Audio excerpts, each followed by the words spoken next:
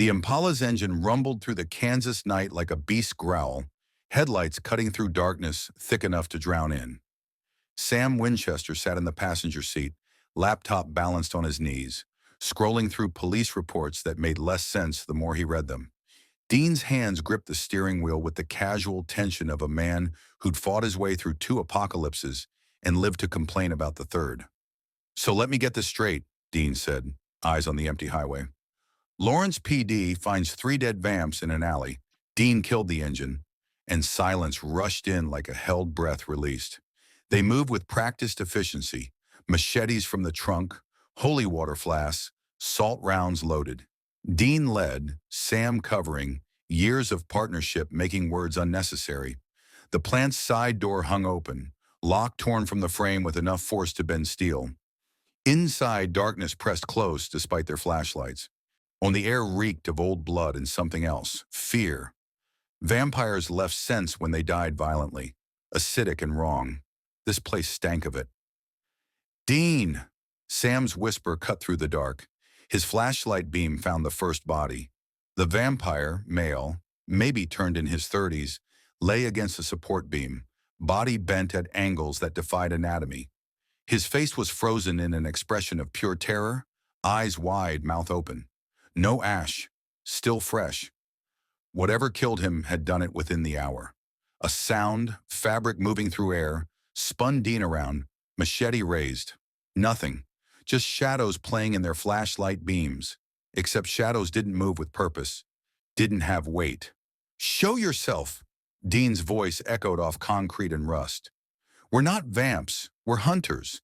If you're cleaning house, we're not your enemy." Silence answered.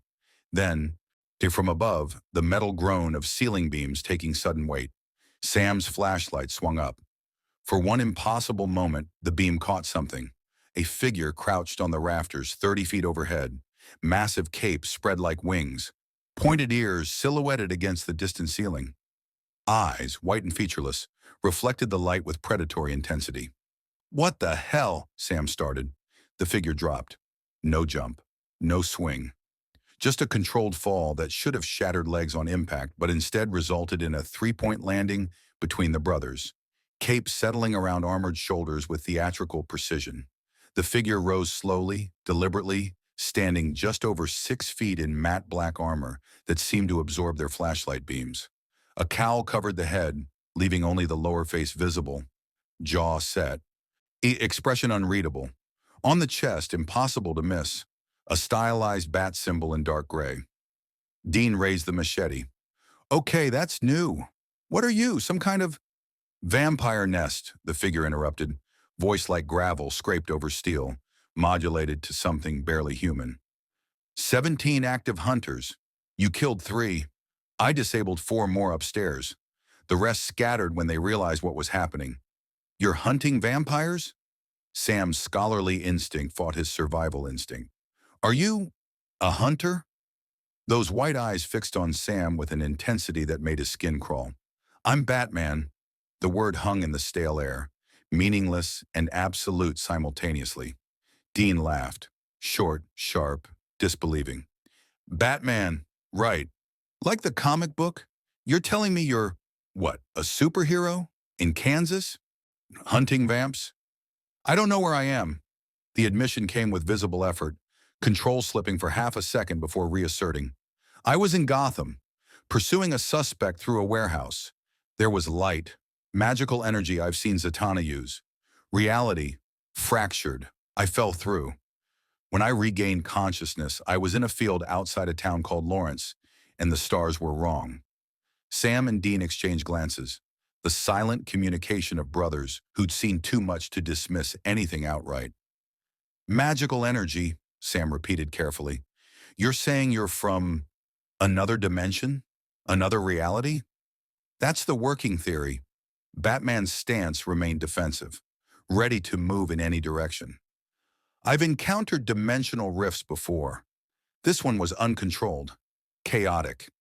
I need information about this world's metaphysical structure, access to magical practitioners who might reverse the process, and—" He paused, head tilting slightly. "You're hunters. You kill supernatural entities." That's the job, Dean confirmed, machete still raised but lowering incrementally. And you're what exactly? Some kind of metahuman? Demon? Angel wearing a ridiculous costume? Human, the word carried absolute certainty. No powers, no supernatural abilities. Training, technology, resources. Another pause, briefer. Most of which are currently inaccessible. A scream tore through the building. High, terrified, human. All three heads snapped toward the sound's origin. The killing floor, deeper in the plant. Batman moved first, cape billowing as he sprinted into darkness with inhuman speed. Not superhuman. Sam's mind cataloged, but the kind of speed that came from perfect muscle control and zero hesitation. The Winchesters followed, machetes ready. The killing floor stretched vast and empty, hooks still hanging from ceiling chains, drains dark with ancient blood. In the center, a young woman, college-age, terrified, knelt surrounded by 5 vampires. The monsters circled her slowly, fangs extended, enjoying the fear. Fresh meat, one vampire purred. Payment for our lost brothers. Batman didn't slow. He hit the first vampire like a missile. Armored gauntlet driving into its solar plexus with enough force to lift it off the ground. The creature flew backwards 6 feet, hit a wall, and slumped. Before the others could react, Batman had already moved. A batarang, an actual goddamn batarang, into Dean's mind supplied uselessly. Embedded in the second vampire's throat, not deep enough to kill, but enough to make it choke on its own blood. The remaining 3 rushed him simultaneously. What followed wasn't a fight. It was a demonstration. Batman flowed between attacks with economy of motion that bordered on artistic, blocking, redirecting, striking pressure points that made vampires scream. He used their momentum against them, turned their supernatural strength into liability. A spinning kick shattered ribs. An elbow strike fractured a skull. Every movement precise, controlled, absolutely ruthless. Within 30 seconds, all 5 vampires lay on the ground, conscious but immobilized, broken in ways that even their healing couldn't immediately fix. Batman stood over them, breathing controlled despite the exertion, and from his belt drew a small device, some kind of spray canister. He painted a symbol on each vampire's forehead, a bat, glowing faintly with chemical phosphorescence. "What are you doing?" Sam called out, moving to free the hostage. "Marking them," Batman replied flatly, "so I can track them if they escape. Where I come from, we have containment facilities for enhanced criminals. Here, I'm adapting." He looked up, white eyes finding Sam's. "Do they have to die?" The question hung heavy. Dean approached, machete ready, and understanding crossed his features. Recognition of something he'd seen before in himself years ago, before he learned the truth about monsters. "Yeah," Dean said quietly, "they do. They're not sick, man. They're not possessed. They're dead things wearing human faces. And they'll kill that girl and 100 others if we let them walk. There's no cure, no prison. Just the machete." Batman stared at the vampires for a long moment. His jaw tightened. "In my world, there's always another way." "This ain't your world," Dean replied, not unkindly. The Dark Knight stood motionless, and Sam saw it. The moment a fundamental belief met immovable reality. Batman had fought gods and monsters, but he'd fought them in a world with rules, with options, with the assumption that even the worst criminal could be contained. Here in Lawrence, Kansas, on a killing floor that reeked of death, those assumptions died hard. "I need information," Batman finally said, voice rougher, "about this world, its threats, its rules, and how to get home." He met Dean's eyes. "Help me understand what I'm dealing with. Mara, and I'll help you hunt." Dean looked at Sam. Sam looked at the girl they'd saved, now sobbing in shock. 5 vampires groaned on the floor, healing slowly, inevitably. "All right, Bat Dude," Dean said, raising the machete. "First lesson in Hunting 101. Sometimes saving people means ending monsters. You gonna watch, or you gonna look away?" Batman didn't look away. If you want to see more characters enter different universes, hit that subscribe button and drop the name of a character and the universe you'd want to see them in down in the comments below. Hope shines brightest in the darkest night. The machete fell 5 times, clean and quick, and 5 bodies turned to ash before sunrise could reach them. The Dark Knight watched every second, burning it into memory, processing what it meant that in this world of literal demons and angels, sometimes the only justice was the edge of a blade. Outside, as they loaded the rescued girl into the Impala to drive her home with a memory wipe story about a gas leak, Sam studied the armored figure standing in shadow. "You coming with us?" Sam asked. "We've got a place, resources, information you need." Batman looked at the sky, still wrong, still alien, stars and configurations he'd never charted, and made the calculation every detective made when faced with incomplete information. "I'll follow," he said, "but I maintain my autonomy. No deals, no obligations." "Wouldn't dream of it," Dean called from the driver's seat. "But fair warning, where we're going, you're going to meet an angel. And buddy, you have no idea what you're in for." The Impala's engine roared to life. Batman watched it pull away, then activated his grapnel gun, launching himself onto the nearest rooftop. He'd follow, he'd learn, and he'd find a way home. But Dean Winchester's words echoed in his cowl. This ain't your world. Gotham's Dark Knight had entered a universe where God himself played favorites and hell had a complaints department. The question wasn't whether he'd survive. The question was whether his code would. The bunker revealed itself like a secret the Earth had kept for decades, concrete stairs descending into fluorescent-lit certainty, warded doors that hummed with protective sigils Batman's cowl scanners couldn't fully analyze, and a main room that stretched vast enough to swallow the Batcave's footprint twice over. Books lined walls that had witnessed history. A map table dominated the center, marked with pins and notes in handwriting that spoke of desperate research and hard-won victories. Batman stood in the war room of the Men of Letters legacy, and his detective's mind cataloged everything. Exit routes, structural weaknesses, the faint ozone smell of recently used magic, the worn path in the floor between the library and what appeared to be an armory. This was a fortress built by people who knew the world wanted them dead. He approved. "So," Dean said, dropping his jacket on a chair and heading straight for a shelf lined with bottles. "Welcome to the Batcave, Winchester edition. Less bats, more books about how to kill things that shouldn't exist." He poured 3 fingers of whiskey into a tumbler. "You want one? You might, or does the costume come with a no drinking on duty clause?" "I don't drink while working." Batman's voice retained its gravel modulation, even here, in relative safety. Control was armor as much as the Kevlar weave protecting his torso. "You're going to want to make an exception in this line of work," Dean muttered but didn't push. Sam emerged from the library, arms laden with books that looked older than America itself. He dumped them on the map table with the careful reverence of a scholar handling nitroglycerin. "Okay, you said you fell through a magical rift. That gives us a starting point." He opened the first tome, Latin text, illuminated margins depicting demons that made Batman's rogues gallery look therapeutic. Dimensional tears aren't common, but they're not unheard of. Usually requires massive power, angelic or demonic. Is sometimes witchcraft if the practitioner is suicidal enough to tear reality. Batman moved to the table, cape settling around him as he studied the text. His cowl contained translation software, but the ancient Latin predated most databases. Still, he could parse enough. "This describes portals to hell dimensions, controlled breaches." "Yeah, well, hell's real here," Dean interjected from his position against the wall.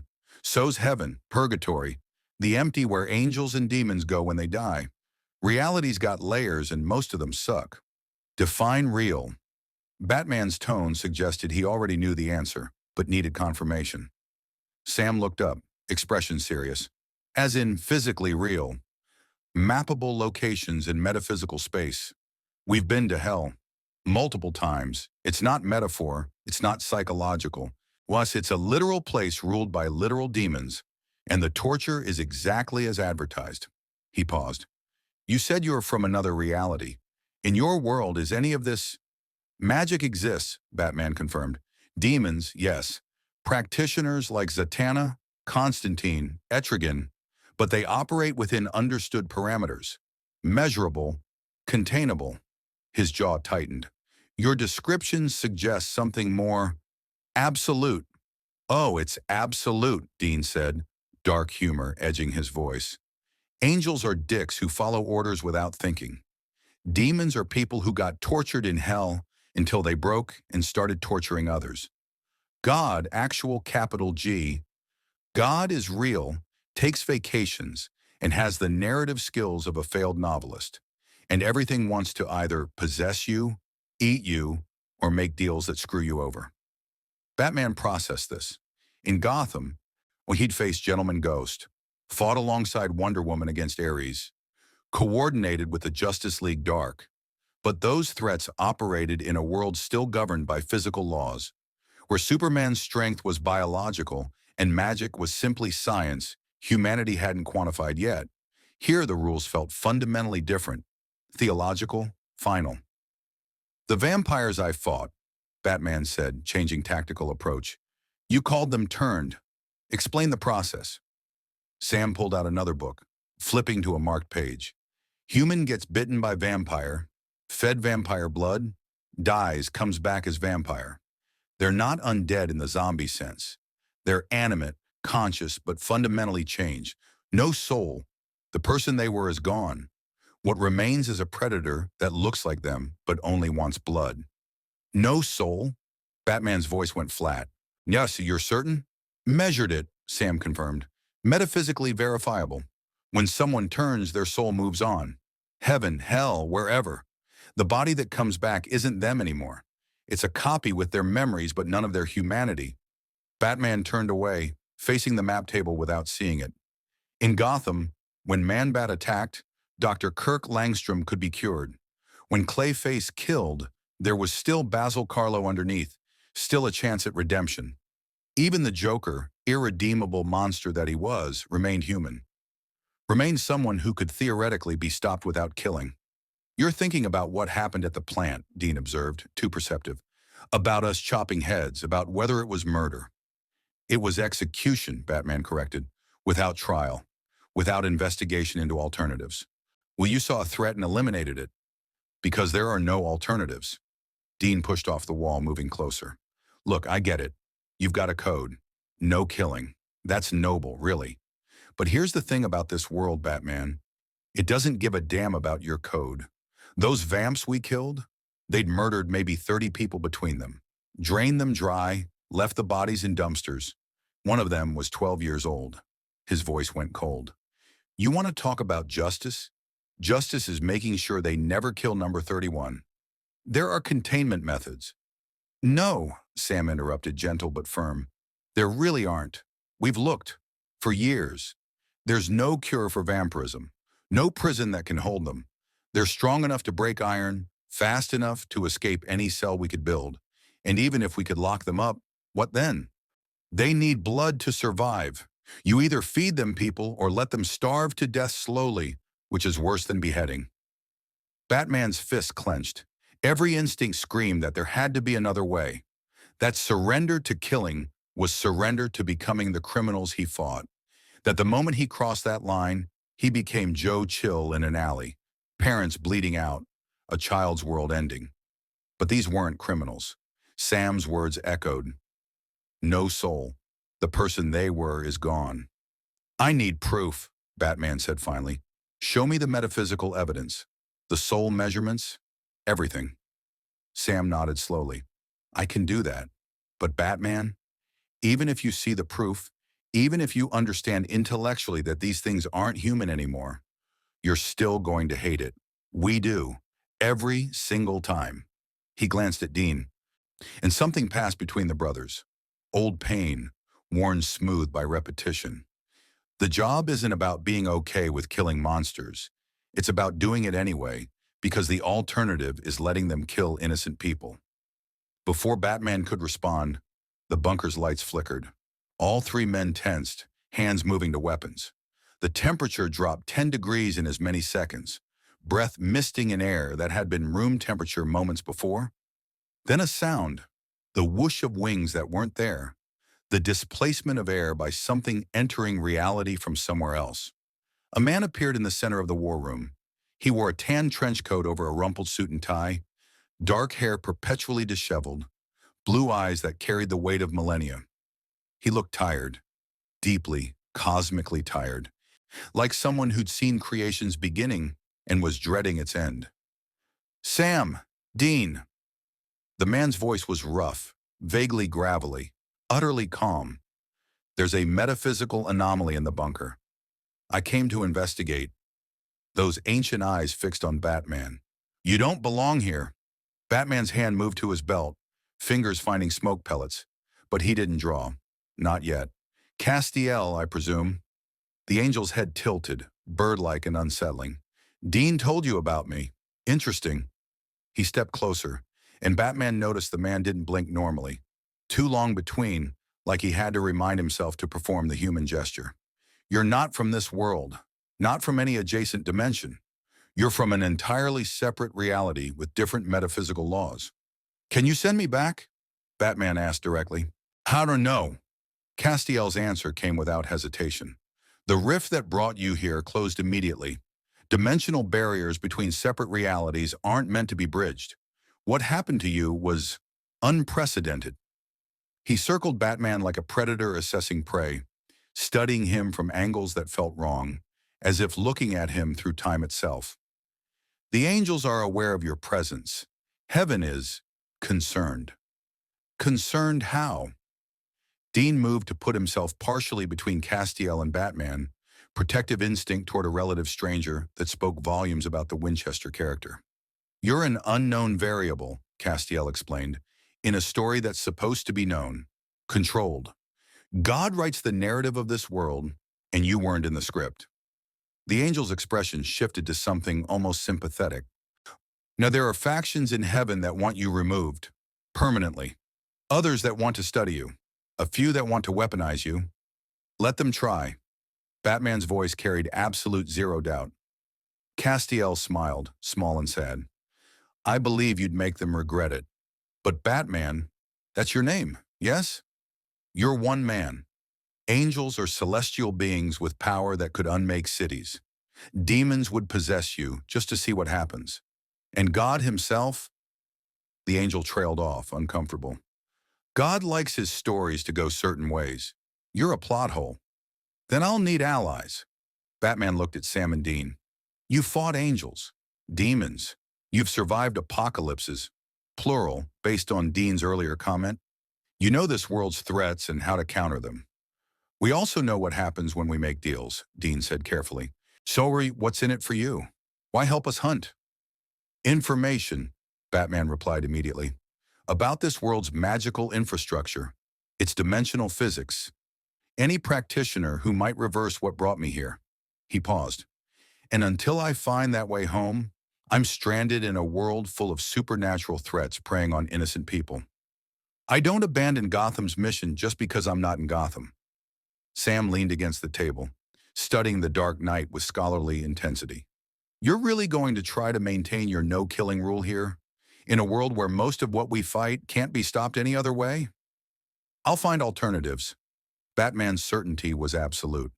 I always do. Castiel and Dean exchanged glances. The angel spoke first. Batman, I can see your soul. It's remarkably intact for someone who's experienced the trauma Dean described. Watching your parents murdered as a child. Most souls that witness such violence carry fractures. Darkness. Yours has something else. An architecture. Like you've built your entire being around a single principle. Justice, Batman confirmed. No. Castiel corrected gently. Control. You've constructed yourself as a weapon against chaos, against the randomness of violence. And now you're in a universe where chaos is fundamental, where random violence is written into reality's code by a god who enjoys tragedy. The angel's eyes held something like pity. Your code is going to break here.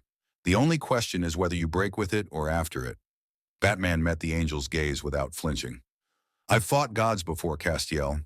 Darkseid, Ares, beings that claim dominion over concepts. I didn't break for them. I won't break here. Those were your gods, Castiel replied quietly. In your world, with your rules. Here, when God wants something to happen, it happens. Free will is... He hesitated. Negotiable, Then I'll negotiate better terms. Batman turned to the Winchesters. You said you fought heaven before. You've won. That means they can be beaten. Dean laughed, short and sharp. One is a strong word. More like survived and pissed off enough angels that they mostly leave us alone now. He drained his whiskey. But yeah, we're still breathing, still fighting, still saving people, hunting things, family business. He eyed Batman critically. You really want in on this? It's not just vampires and ghosts.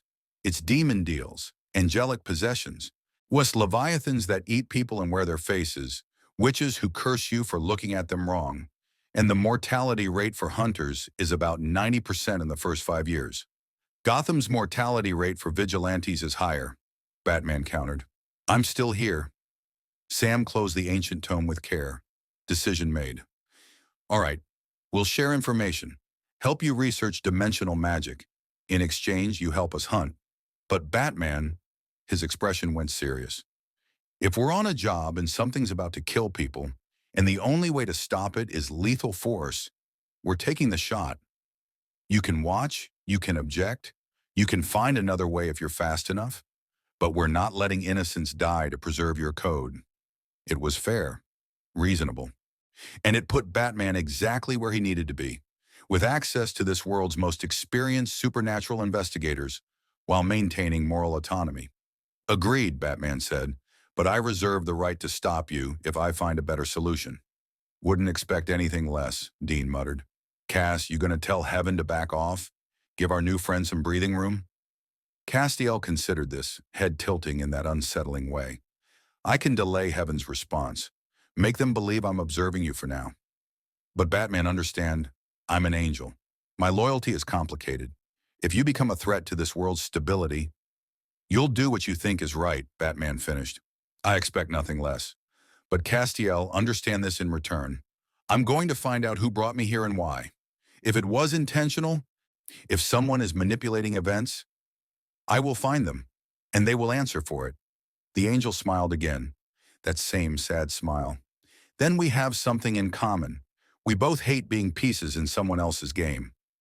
He turned to Sam and Dean. There's a case. Wisconsin. People are disappearing from a small town. Local legend about a creature in the woods.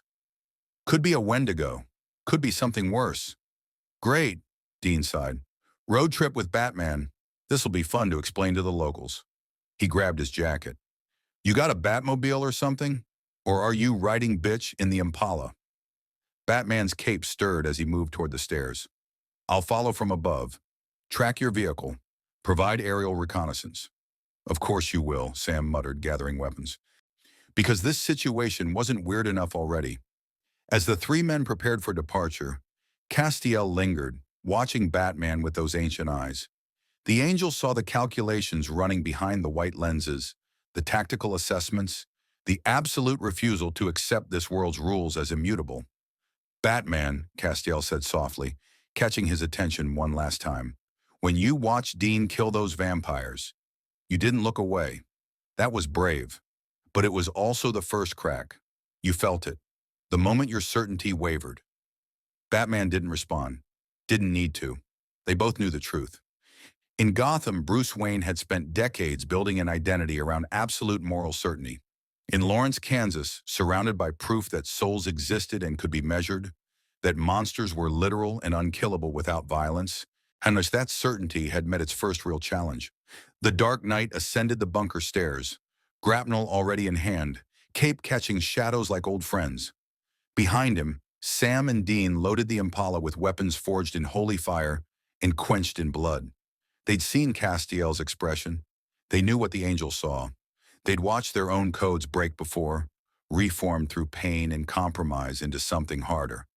Something that let them sleep at night after killing things that used to be human. Batman would learn, or he'd leave, or he'd break. In this world, those were the only options. The Impala's engine roared to life, and somewhere in the Wisconsin woods, something hungry waited for fresh meat. 3 hunters moved toward it, 2 who knew the cost of survival, 1 who hadn't learned it yet. Above them, a shadow with pointed ears and a billowing cape glided between buildings, holding on to hope that in this strange world, Justice could still wear a mask and never draw blood. The hunt had only just begun. The Wisconsin woods breathed with old malevolence, pine trees stretching toward a moon that watched without warmth. Batman perched in the canopy 60 feet above the forest floor, cowl sensors scanning thermal signatures, motion detectors, audio frequencies beyond human range. Below, the Impala sat parked on a logging road, engine ticking as it cooled. Sam and Dean moved through underbrush with practiced silence, shotguns loaded with salt rounds, iron blades at their hips. The town of Blackwater Ridge had lost 6 people in 2 weeks, all hunters, all experienced woodsmen who knew these forests like their own heartbeats. So the local sheriff blamed bears despite the lack of bodies, the lack of blood, the lack of anything except abandoned camps, and the overwhelming stench of fear that permeated the disappearance sites. Batman's thermal imaging caught the heat signatures before the Winchesters did. 3 figures, humanoid but wrong, moving through the trees with spider-like coordination. Too fast, too precise, not animal, not quite human anymore. He activated the encrypted comm system he jury-rigged from salvage parts and Wayne Tech components that still function. Contact, 3 hostiles. You're 11 o'clock, 40 yards out, moving to intercept your position. Dean's voice crackled back, whisper quiet. You got eyes on what they are? Batman enhanced the thermal image, overlaying it with movement analysis. The figures climbed trees effortlessly, limbs bending at angles that suggested either dislocation or skeletal restructure. Emaciated frames, mouths that opened too wide. Consistent with your file descriptions of Wendigos, Batman confirmed, formerly human. Cannibalism-driven transformation, enhanced strength and speed, vulnerable to fire. Great, he did his homework, Dean muttered. Sam, we got 3 of them. Flare guns ready? Before Sam could respond, the Wendigos struck. They dropped from the canopy like nightmares made flesh, shrieking with voices that held fragments of human screaming. The first landed directly in front of Dean, claws extended, 7 inches of yellowed bone that could disembowel a man in one swipe. Dean fired, salt rounds catching the creature center mass, and it staggered but didn't fall. The second Wendigo hit Sam from the side, Moss tackling him into deadfall. Antlers, actual antlers growing from its skull, caught in his jacket as they tumbled. The creature's jaw unhinged, revealing teeth filed to points, breath reeking of rotted meat and starvation. The third Wendigo never reached its target. Batman descended on it like judgment itself, cape billowing to create the impression of something larger, something other. His boots hit the creature's shoulders, driving it face first into forest loam with enough force to crack ribs. The Wendigo twisted with inhuman flexibility, claws raking toward his throat, but Batman had already moved. Arm bar, joint lock, pressure point strike that would paralyze a human. The Wendigo felt the pain but didn't stop. Couldn't stop. Whatever humanity remained in its twisted frame had been consumed by hunger years ago, leaving only the biological imperative to feed. Batman's gauntlet deployed a taser, 50,000 volts designed to drop metahumans. The Wendigo convulsed, screaming, but its physiology adapted within seconds, metabolizing the electricity like cheap alcohol. It lunged again, faster than before, and Batman barely deflected claws that would have opened his throat. Fire, he called into the comm. Standard combat's ineffective. Dean had already reached the same conclusion. He dropped the shotgun, grabbed a flare gun from his belt, and fired point blank into the Wendigo attacking him. The magnesium charge hit the creature's chest and ignited with chemical fury. The Wendigo's shriek reached frequencies that shattered Batman's audio filters, a sound of pure agony as fire consumed the dried husk of its body. It thrashed, spreading flames. Surna then collapsed into ash and blackened bone. Sam wrestled with his attacker, one hand pinned beneath the creature's weight, the other fumbling for his own flare gun. The Wendigo's jaws descended toward his face, saliva dripping, and Sam knew with absolute certainty he had 3 seconds before it bit through his skull. A batarang, wickedly sharp, precisely thrown, embedded in the Wendigo's eye socket. The creature reared back, screaming, and Sam used the moment to roll free, grab the flare gun, aim, fire. Orange light bloomed in the darkness. Another shriek, Another death by immolation. That left Batman's Wendigo, still fighting with the mindless determination of starvation incarnate. It had him pinned against a tree, claws digging into Kevlar armor, searching for gaps. The cowl's HUD showed structural integrity warnings. His utility belt was compromised. The creature's initial attack had torn through pouches, scattering smoke pellets and cutting tools into the underbrush. He could kill it, had the tools. Thermite charges in his gauntlets, explosive gel in reinforced containers. One deployment and the Wendigo would burn like its companions. But Bruce Wayne didn't kill. Even when the thing trying to murder him had once been a person named Michael Garrison, 23 years old, who'd gotten lost in these woods during a camping trip 5 years ago and made the terrible choice to eat his dead friend's flesh to survive. Even when that choice had triggered a curse old as humanity's first winter, transforming him into this monster. Batman's hand moved to the grapnel gun instead. He fired it straight up, the line catching a branch 40 feet overhead. Ass then triggered the retraction. The sudden upward jerk tore him free of the Wendigo's grip, Kevlar tearing but holding. He swung above the creature, released the line, and dropped behind it in one fluid motion. The Wendigo spun with impossible speed, claws extended, and ran directly into Dean Winchester's flare gun, fired at point-blank range into its gaping mouth. The creature's head ignited from within, fire pouring from its eye sockets and nostrils like a jack-o'-lantern designed in hell. It staggered, clawing at its own burning face, then collapsed. The flames spread quickly across its desiccated form, consuming what remained of Michael Garrison until only ash and the memory of screaming remained. Silence rushed back into the forest like water filling a void. Batman stood perfectly still, cape settling around him. Wackery HUD running diagnostic checks on armor integrity. 73%. Acceptable. The utility belt damage would need repair, but most systems remain functional. Dean lowered the flare gun, breathing hard. "You're welcome, by the way, for saving your ass. Tactical delay to draw it into firing position," Batman replied, voice steady despite elevated heart rate. "I had the situation contained." "Yeah, that's what it looked like," Sam said, brushing ash off his jacket. "Looked real contained when it was about to turn you into Batman Tartar." He picked up Batman's scattered equipment, examining a smoke pellet critically. "Your gear's impressive, but it's designed for human opponents, isn't it? Maybe enhanced humans, not things that used to be human." Batman took the smoke pellet back, returning it to a functional pouch. "When I adapt to new threats constantly, this world's supernatural entities require different countermeasures. I'm compiling data. While they're trying to kill you," Dean pointed out. "Great strategy, very sustainable." "I noticed you didn't use fire immediately," Sam said, and his tone carried weight. "You tried to incapacitate yours, even after seeing us burn the others. Why?" The question hung in the cooling air. Batman's jaw tightened, visible beneath the cowl. "The files you provided indicated Wendigos retain trace memories of their human lives," Batman said carefully. "Psychological remnants. If that's true, there might be methods to reverse the transformation, restore the original personality. I needed to test response to non-lethal force to gauge remaining human neurological function." Dean laughed, sharp and bitter. "Let me guess. In Gotham, you've got a cure for everything.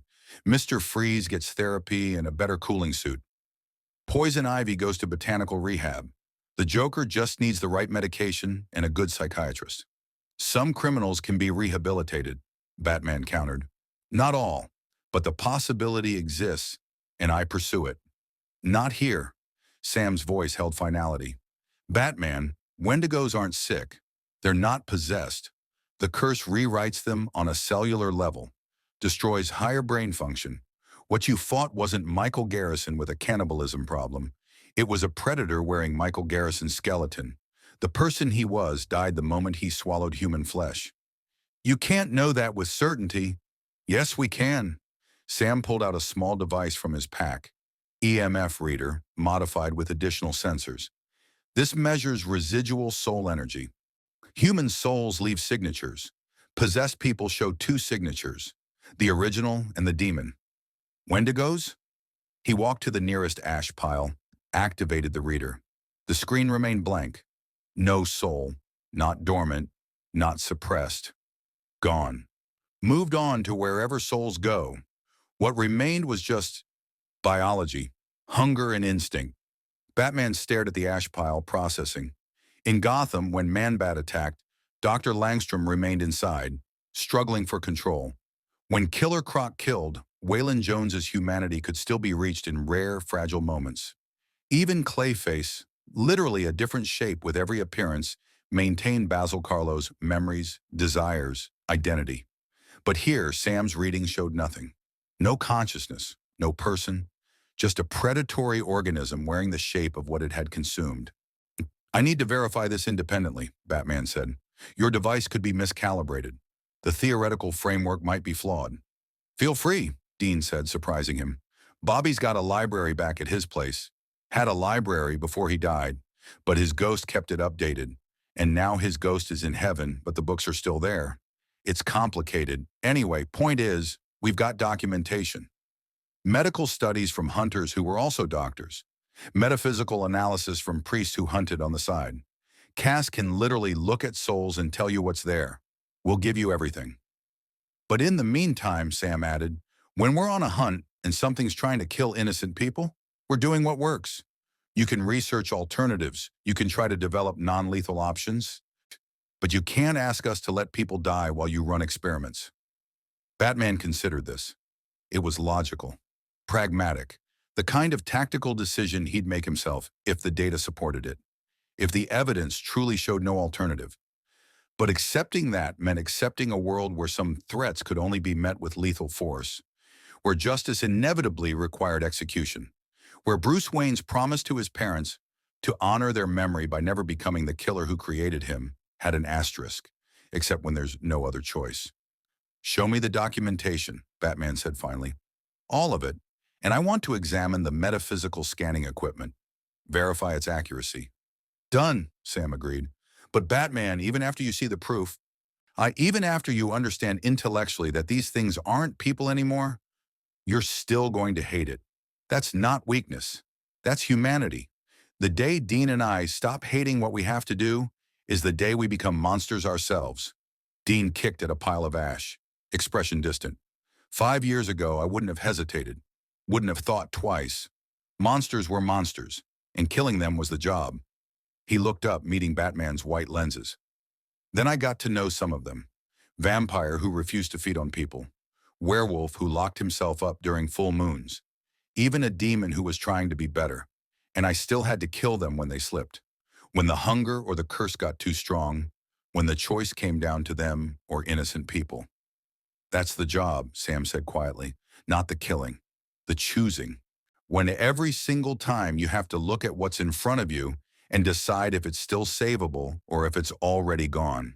And sometimes you get it wrong. Sometimes you kill something that maybe could have been saved, or you spare something that goes on to kill others. The weight of those choices doesn't get lighter. You just get stronger at carrying it. Batman understood weight, had carried the burden of Bruce Wayne's death in that alley, the birth of something darker and more focused. Had carried the weight of Jason Todd's death, Tim Drake's near death, Barbara Gordon's paralysis. Every failure, every moment he was too slow or too late added to the load. But those weights came from not killing, from maintaining the line, from proving that justice could exist without becoming vengeance. Here, while in Wisconsin woods littered with the ashes of people who'd made terrible choices, that line blurred. We've got 4 more disappearances to investigate, Dean said, breaking the silence. Wendigos usually hunt solo, but the pattern suggests a pack. Means there's more of them out here. Probably a nest. Nests can be destroyed without killing the inhabitants, Batman offered. Burned, collapsed, forcing relocation. And then they relocate to a new hunting ground and kill different people, Sam interrupted. Batman, I know you're trying to find options, but Wendigos don't stop. Don't negotiate. Don't feel remorse. They're apex predators who used to be human, which makes them better at hunting humans than anything evolution could design. The kindest thing we can do is end them quickly. Batman's fist clenched. Cuddy, yeah, there's always another way. Then find it, Dean challenged. Seriously, you're supposed to be the world's greatest detective, right? All that brain power, all that technology, Find a cure for the Wendigo curse. Find a way to restore souls to soulless bodies. Find a method to imprison creatures with supernatural strength in a world without supernatural prisons. I'm not being sarcastic. I genuinely want you to find it, because if you do, you'll change everything about how we hunt. The sincerity in Dean's voice surprised Batman. This wasn't mockery. It was hope. Desperate, fragile hope that someone smarter, more resourceful, more committed to preserving life might actually succeed where generations of hunters had failed. I'll need access to your accumulated research, Batman said. Every documented case, every attempted cure, every theoretical framework that showed promise. You'll have it, Sam promised. But for now, we've got 4 more people missing. If they're still alive, if they haven't been eaten yet or forced to eat others, we might be able to save them. That's the priority. Batman nodded. Agreed. I'll provide aerial reconnaissance, map the search grid, identify optimal nest locations based on topography and thermal signatures. Look at us, Dean said with dark humor. Teamwork. Batman and the Winchesters. Hell of a superhero team name. I work alone, Batman said automatically. Yeah, we've heard that before, Sam muttered. Usually from people right before they call us for backup. They moved deeper into the forest, flashlights cutting through darkness that seemed to press back with physical weight. Batman returned to the canopy, moving between trees with acrobatic precision, grapnel lines singing through night air. His cowl sensors painted the world in overlapping data streams: thermal, audio, motion tracking, chemical analysis. Below, the Winchesters moved like soldiers, covering each other's angles, communicating in the shorthand of people who'd survived impossible odds together. They were effective, skilled, and absolutely willing to kill without hesitation when the situation demanded it. In Gotham, that would make them vigilantes on Batman's watch list. Here, in a world where literal monsters hunted in the dark, it made them survivors. The question gnawing at Batman's tactical mind was simple and terrible. How long until survival demanded he become one of them? His cowl sensors detected movement, a thermal signature, human normal temperature, weak but present. White contact, he reported. Human, alive, 200 yards northeast. Heartbeat erratic. Possible injuries. On it, Dean confirmed. They found her in a hollow beneath an ancient oak. Sarah Chen, 29, 4th person on the missing list. She'd been a park ranger, knew these woods professionally. Now she huddled in the hollow, face pale, left leg bent at an angle that screamed compound fracture. Please, she whispered as Sam knelt beside her. Please, there are things in the woods. They took Marcus. They took David. I heard them screaming. I've been hiding for 2 days, but they'll find me. They always find... Shh, Sam soothed, already assessing her injuries with practiced efficiency. We're hunters. We deal with things like this. You're safe now. Safe? Sarah's laugh held hysteria's edge. You can't fight them. But they're not animals. They're not anything that should exist. Been there, done that, got the scars, Dean said, applying a splint to her leg with supplies from his pack. Can you walk if we support you? I'll carry her, Batman said, dropping from the canopy. Sarah's scream died in her throat as the armored figure stepped into flashlight range. Faster, less pain. Who, what? Sarah stammered. Long story, Sam said. Short version. He's on our side. Probably. Still figuring that part out. Batman lifted Sarah with careful precision, cradling her injured leg to minimize movement. She weighed maybe 120. Easy load. Extraction route to the vehicle? Follow us, Dean said. And Batman? Thanks for not arguing about saving her first, hunt later. Batman didn't respond. Didn't need to. Some priorities transcended methodology debates. They'd made it 50 yards when the forest erupted with shrieks. Not 3 Wendigos this time, but 7. A full pack drawn by Sarah's scent and the smell of the intruders in their territory. Dean's hand went to his flare gun. Sam raised his shotgun. Batman shifted Sarah's weight, reaching for his grapnel with his free hand. The Wendigos circled them, antlers scraping bark, claws scoring tree trunks, hungry and patient. In the darkness, their eyes reflected flashlight beams like cats caught in headlights. Except these cats used to be human, used to have families and dreams and fears. Now they only had hunger. "This is gonna get messy," Dean said softly.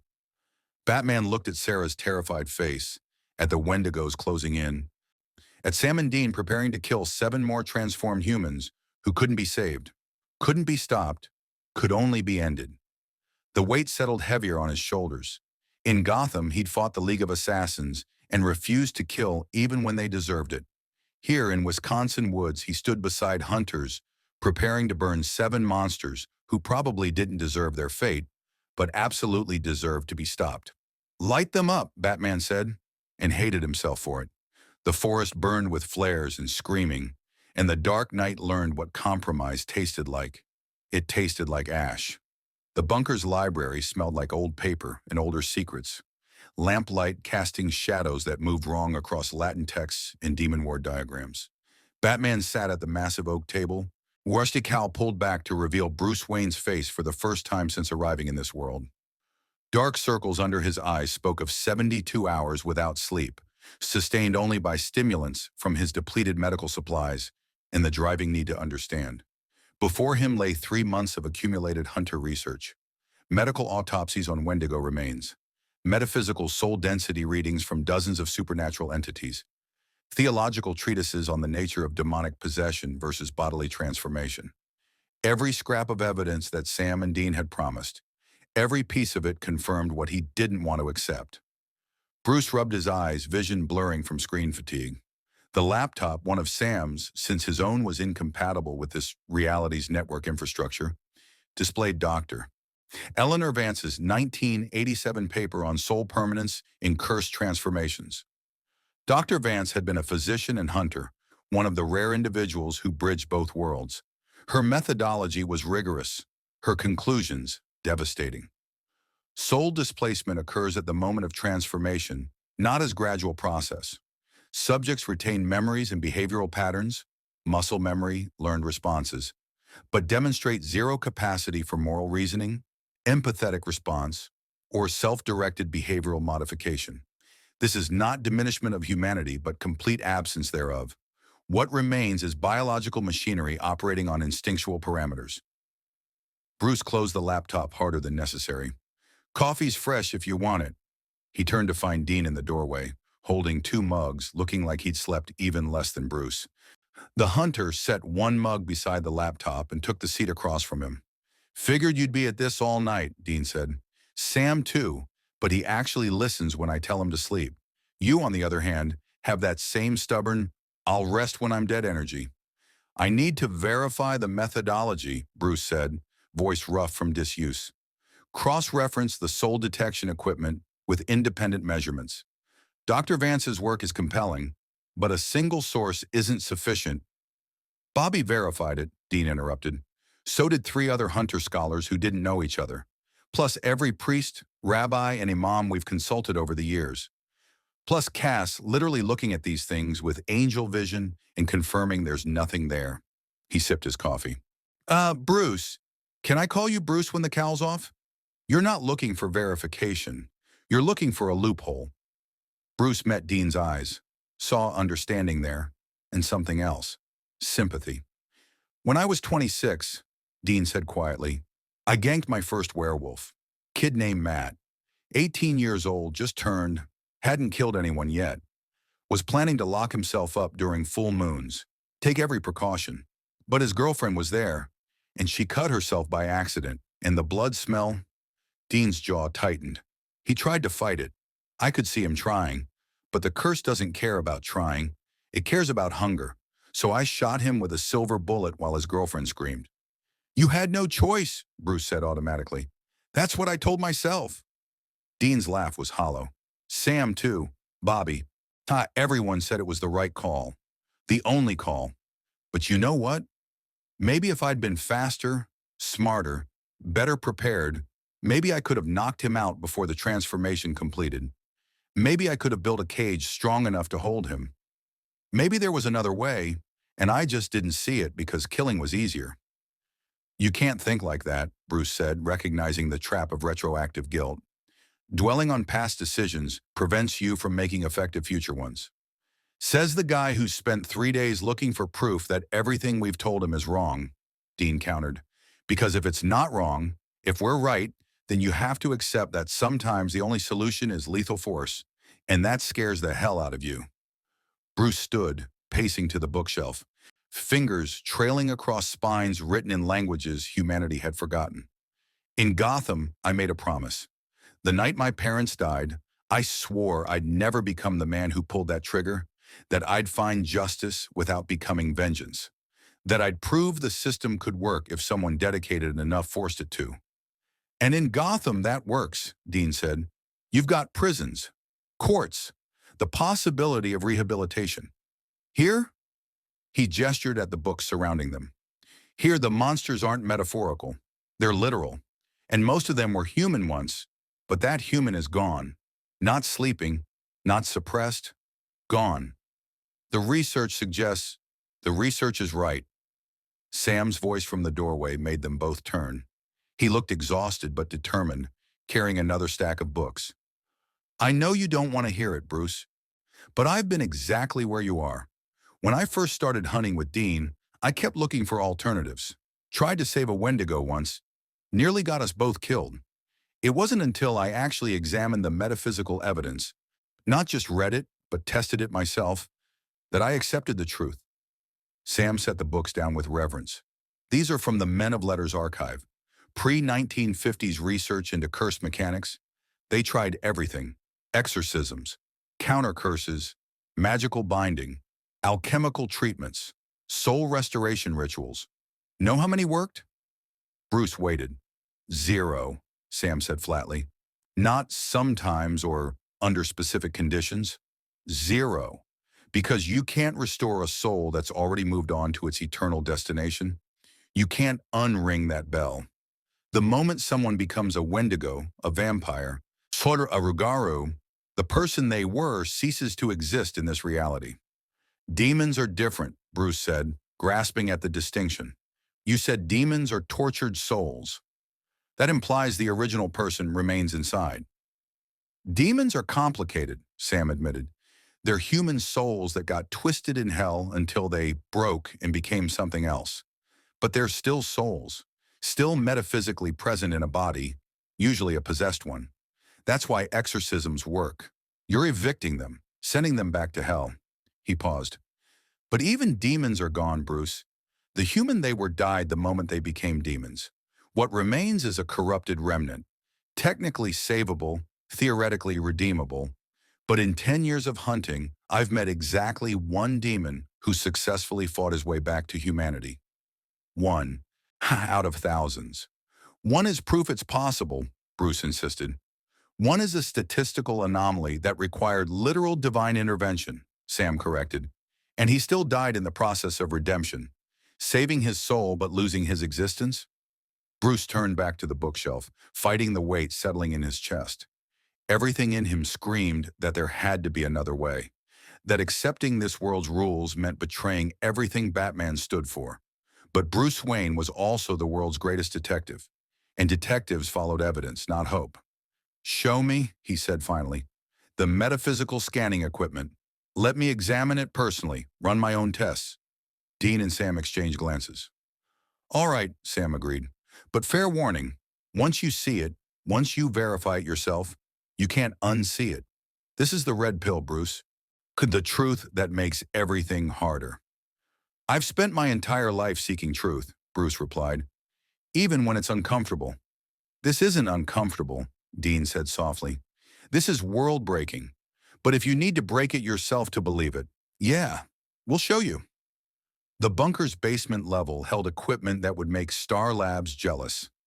Metaphysical detection arrays built by men of letters scholars who'd bridged science and magic before most universities acknowledged either. Soul density scanners that measured consciousness as objectively as thermometers measured heat. Electromagnetic field detectors calibrated to distinguish human, demonic, and angelic energy signatures. Sam powered up the main scanning station, a circular platform surrounded by crystalline sensors that hummed with energy that made Bruce's teeth ache. This is the Vidi detector. developed in 1932 by a man of letters named James Hess. He was both an MIT physicist and a practitioner of Hermetic magic. The device measures life force, soul presence, and consciousness coherence. Bruce examined the equipment with professional interest. The technology was decades old but fundamentally sound. Crystal matrices for metaphysical resonance, electromagnetic coils for energy detection, analog readouts that couldn't be digitally manipulated. How does it distinguish between soul presence and mere biological activity? Bruce asked. Frequency differentiation, Sam explained, pulling up calibration charts. Biological processes emit at specific frequencies: heartbeat, neural activity, cellular metabolism. Souls emit at different frequencies entirely. Think of it like the biological processes are AM radio, souls are FM, different bands, different signatures. And you've verified this works on known humans? Test me, Dean offered, stepping onto the platform. Sam activated the scanner. Crystals glowed with soft blue light, and the analog needles spun across their displays. Two distinct sets of readings appeared, one showing Dean's biological functions: elevated heart rate, active neural patterns, healthy cellular activity. The other showing a different signature entirely, a golden frequency that pulsed with warmth. That's Dean's soul, Sam said, pointing to the second reading. Distinct from his body, measurable, present. When he was in hell for 40 years, subjective time, and came back, this signature was damaged, fractured. We could literally see the trauma. Year after he got patched up, long story involving angels, it healed. Bruce studied the readouts with fascination. If this was legitimate, if souls could be measured objectively. Now watch, Sam said. He pulled out a small container from a shielded cabinet. Inside, preserved in salt and holy water, was a vampire fang, the only remains the creatures left behind when killed properly. This came from a vampire we killed last month. Former insurance salesman named Greg Porter. Turned 3 years ago, killed 16 people before we stopped him. Sam placed the fang on the scanner platform. The biological readings spiked. Residual cellular activity, trace DNA, protein structures. But the soul frequency display remained completely flat. No golden pulse, no warmth, nothing. No soul, Sam confirmed. Not dormant, not hidden, not suppressed, just in an absent. Now, we could argue that death removes the soul, right? That any dead thing would show this. So let me show you something else. He removed the fang and nodded to Dean, who left briefly before returning with a small cage. Inside, a rat, alive, healthy, whiskers twitching. Standard lab rat, Dean said, setting it on the platform. Bought it from a pet store. Control subject. The scanner activated. Biological readings appeared as expected. But the soul frequency remained flat. Bruce frowned. Animals don't have souls? Not the same kind humans do, Sam explained. They have consciousness, awareness, even emotions, but not the metaphysical weight of a human soul. Different frequency band entirely. Watch. He adjusted the scanner's calibration, tuning it to a different range. The displays shifted. And suddenly a new reading appeared. Smaller, simpler, but present. A silver frequency where the golden one had been. Animal consciousness, Sam said. Measurable, but fundamentally different from human souls. Now here's the critical test. Dean left again, returning with a lockbox covered in protective sigils. He handled it carefully, almost reverently. This is from a hunt 2 years ago. Shapeshifter. They're different from your DC Martian Manhunter types. These are creatures that shed their skin, literally, and grow new skin that looks like whoever they want to copy. They have thoughts, memories stolen from their victims, intelligence, but no soul. He opened the lockbox. Inside was a preserved tissue sample, skin with an oily, iridescent quality that made Bruce's detective instincts scream wrong.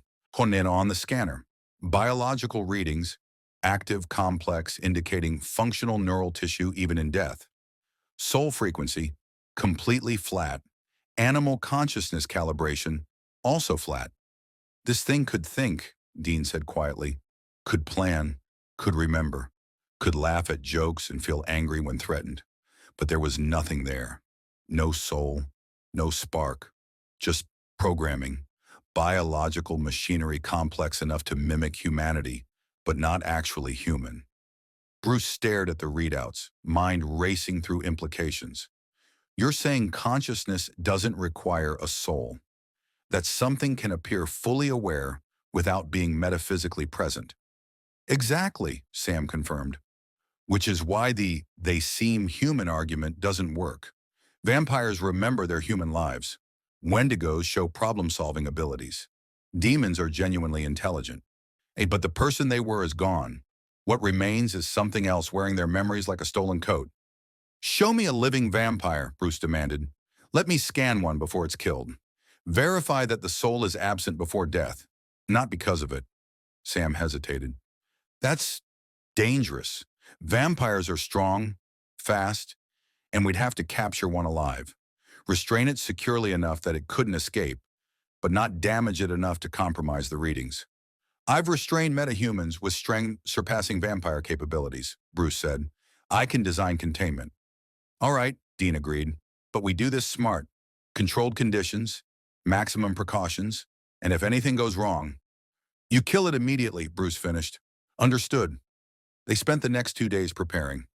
Bruce designed a containment cell using the bunker's resources, combined with his own expertise. Reinforced walls, deadbolt locks with redundant mechanisms, iron chains blessed with holy water. UV lights, vampires in this world didn't sparkle but were severely weakened by sunlight, and a kill switch that would flood the chamber with fire if the subject escaped.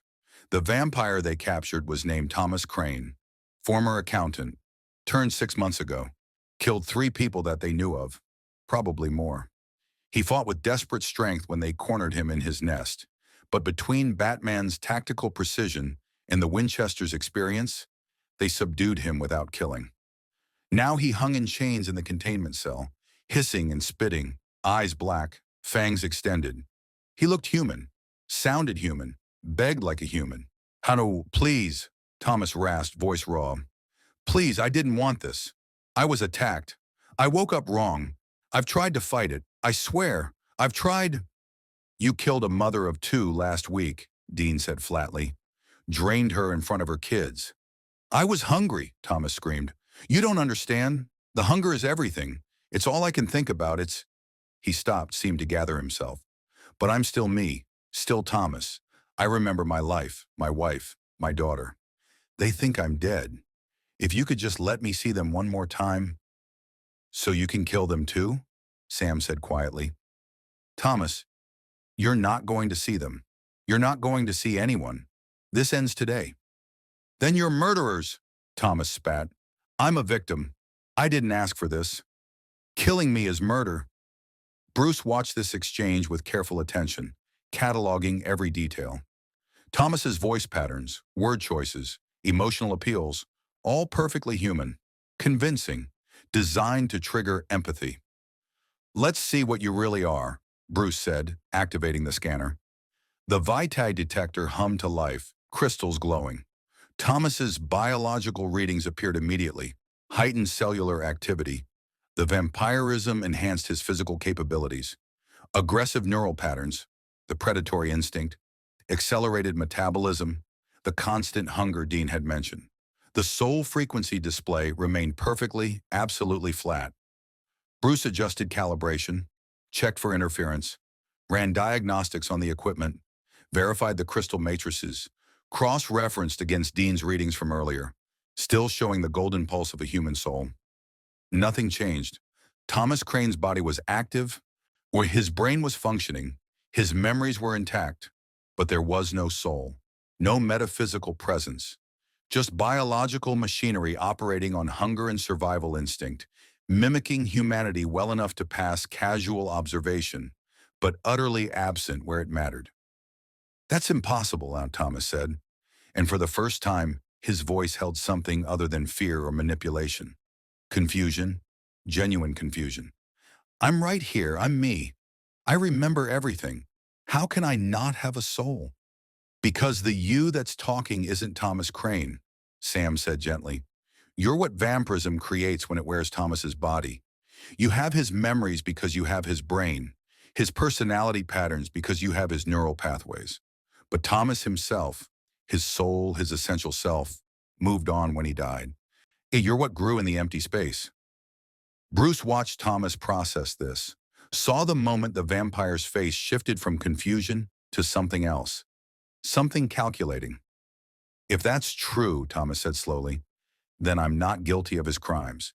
I didn't choose to exist. I'm just here, trying to survive. You can't punish me for what I am. No, Dean agreed. We're stopping you from what you'll do. Every vampire kills, every single one. It's not choice, it's biology. And we're not punishing you, we're ending a threat to innocent people. By burning me alive, Thomas hissed. Real heroic. Bruce stepped closer to the containment cell, studying Thomas with the analytical distance that had served him in Gotham's darkest corners. If you retain Thomas Crane's memories and personality, what was his daughter's name? Thomas blinked. Okay, what? His daughter? You said you remember your life, your family. What was her name? A pause, too long. Emily, Thomas finally said. Thomas Crane's daughter was named Sarah, Bruce replied. He didn't have a daughter named Emily. I reviewed his files. You're accessing fragmented memories, filling gaps with plausible fabrications, the same way an artificial intelligence might generate responses based on pattern recognition rather than actual knowledge. Thomas's face twisted with rage. The human mask dropped. Clever, so fucking clever. Fine, you got me. I don't remember every detail, but that doesn't mean it means you're not Thomas Crane, Bruce interrupted. You're a construct. Biological, yes. Conscious, arguably. But not the person whose body you inhabit. He turned to Sam and Dean. Sutter, I've seen enough. Sam deactivated the scanner. Dean pulled out a lighter and a can of accelerant. Wait, Thomas pleaded. And the mask was back. The desperate humanity. Please, there has to be another way. I can control it. You can't, Bruce said, and his voice held the absolute certainty of someone who'd verified every variable. You're driven by biological imperatives you can't override. The hunger will always win, and every day you exist, more people die. So that's it? Thomas's voice rose. You scan me with some mystical bullshit machine and decide I don't count as alive? What about consciousness? What about... You're conscious, Bruce acknowledged, but consciousness isn't personhood. Not in this world. Not when the metaphysical component is missing. He stepped back. I'm sorry. Air, for what that's worth. It's worth nothing, Thomas spat. You're killers, murderers, no better than... Dean opened the accelerant, pouring it across the containment cell's floor. Thomas screamed, thrashing in his chains, and Bruce watched without flinching. Watched as Sam lit the flame. Watched as fire consumed the vampire thing wearing Thomas Crane's face. Watched as the screaming stopped and the ashes settled. The bunker fell silent except for the ventilation system clearing smoke. Now you know, Dean said quietly. Now you've verified it yourself. That thing looked human, sounded human, begged like a human. But it wasn't. The readings prove it. And this is what we do. Every hunt. Every time. Bruce pulled the cowl back into place, becoming Batman again.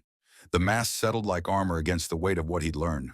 Martin, I need time, Batman said, to process, to adjust my tactical framework. Take all the time you need, Sam offered. But Bruce, when we get the call for the next hunt, when people are dying, I'll be there, Batman interrupted, and I'll do what's necessary. Dean studied him carefully. What changed? What made you accept it? Batman looked at the ash pile that had been Thomas Crane. Evidence. Objective, verifiable, repeatable evidence. I don't operate on faith or assumption. I follow data, and the data is conclusive. His jaw tightened beneath the cowl. That doesn't mean I have to like it. Good, Sam said. The day you start liking it is the day you should quit. Batman turned toward the stairs, cape sweeping behind him. I'm going to train. Adapt my combat techniques to supernatural physiology. So design better containment methods. research alternative approaches to metaphysical threats. Bruce, Dean called after him. Welcome to hunting. It doesn't get easier. You just get better at carrying it. Batman paused at the threshold. In Gotham, I told myself that justice was about proving the system could work, that we could be better than our worst impulses. He looked back at them. Here, justice is about accepting that sometimes the system is broken, the impulses are all that's left, and being better means doing the hard thing anyway. He ascended the stairs, leaving the Winchesters in the basement with their scanner and their ashes and their well-earned weariness. Above in the war room, Batman stood before the map table and allowed himself one moment of grief. For Thomas Crane, and whose soul had moved on while something else wore his face. For Michael Garrison and the other Wendigos, transformed by hunger into monsters. For every creature in this world who'd been human once and lost that humanity to curses they didn't choose and couldn't fight. And for Bruce Wayne, who just learned that his most fundamental principle, that there was always another way, had asterisks and exceptions written in divine law. His calm crackled. Castiel's voice. Batman, there's a situation. Small town in Nebraska. People are dying with their hearts torn out. Appears to be a werewolf, but the pattern is unusual. Sam and Dean are already en route. Are you coming? Batman looked at his reflection in the dark monitor screen. Saw the pointed ears, the white eyes, the symbol on his chest designed to strike fear into criminals' hearts. Ian saw a hunter now, whether he wanted to be or not. I'm coming, he said. And Castiel, is there documentation on werewolf metaphysics, soul presence during transformation, potential non-lethal alternatives? A pause, then. I'll compile what exists. But Batman, the answer won't change. It never does in this world. I know, Batman replied, but I have to look anyway. That's who I am. I know, Castiel said, and there was something like respect in the angel's voice. That's why you might actually survive this. The comm went silent. Batman gathered his gear, checked his weapons, and headed for the garage where the Impala waited. The hunt continued, the learning continued, and somewhere in the space between Gotham's justice and this world's brutal pragmatism, Batman was being forged into something new, something that understood the weight of necessary evil and still refused to accept it as inevitable. The dark night ascended into Nebraska night, and the stars remained wrong, and the mission remained clear. Save people, hunt things, carry the weight. Even when the weight threatened to crush him, the werewolf's name had been Melissa Hargrove, and she'd taught second grade for 15 years before the bite changed everything. Now she crouched in the abandoned barn outside Ogallala, Nebraska, chains wrapped around her wrists and ankles, silver-plated, blessed with holy water, strong enough to hold supernatural strength. Her eyes were human, terrified, desperate.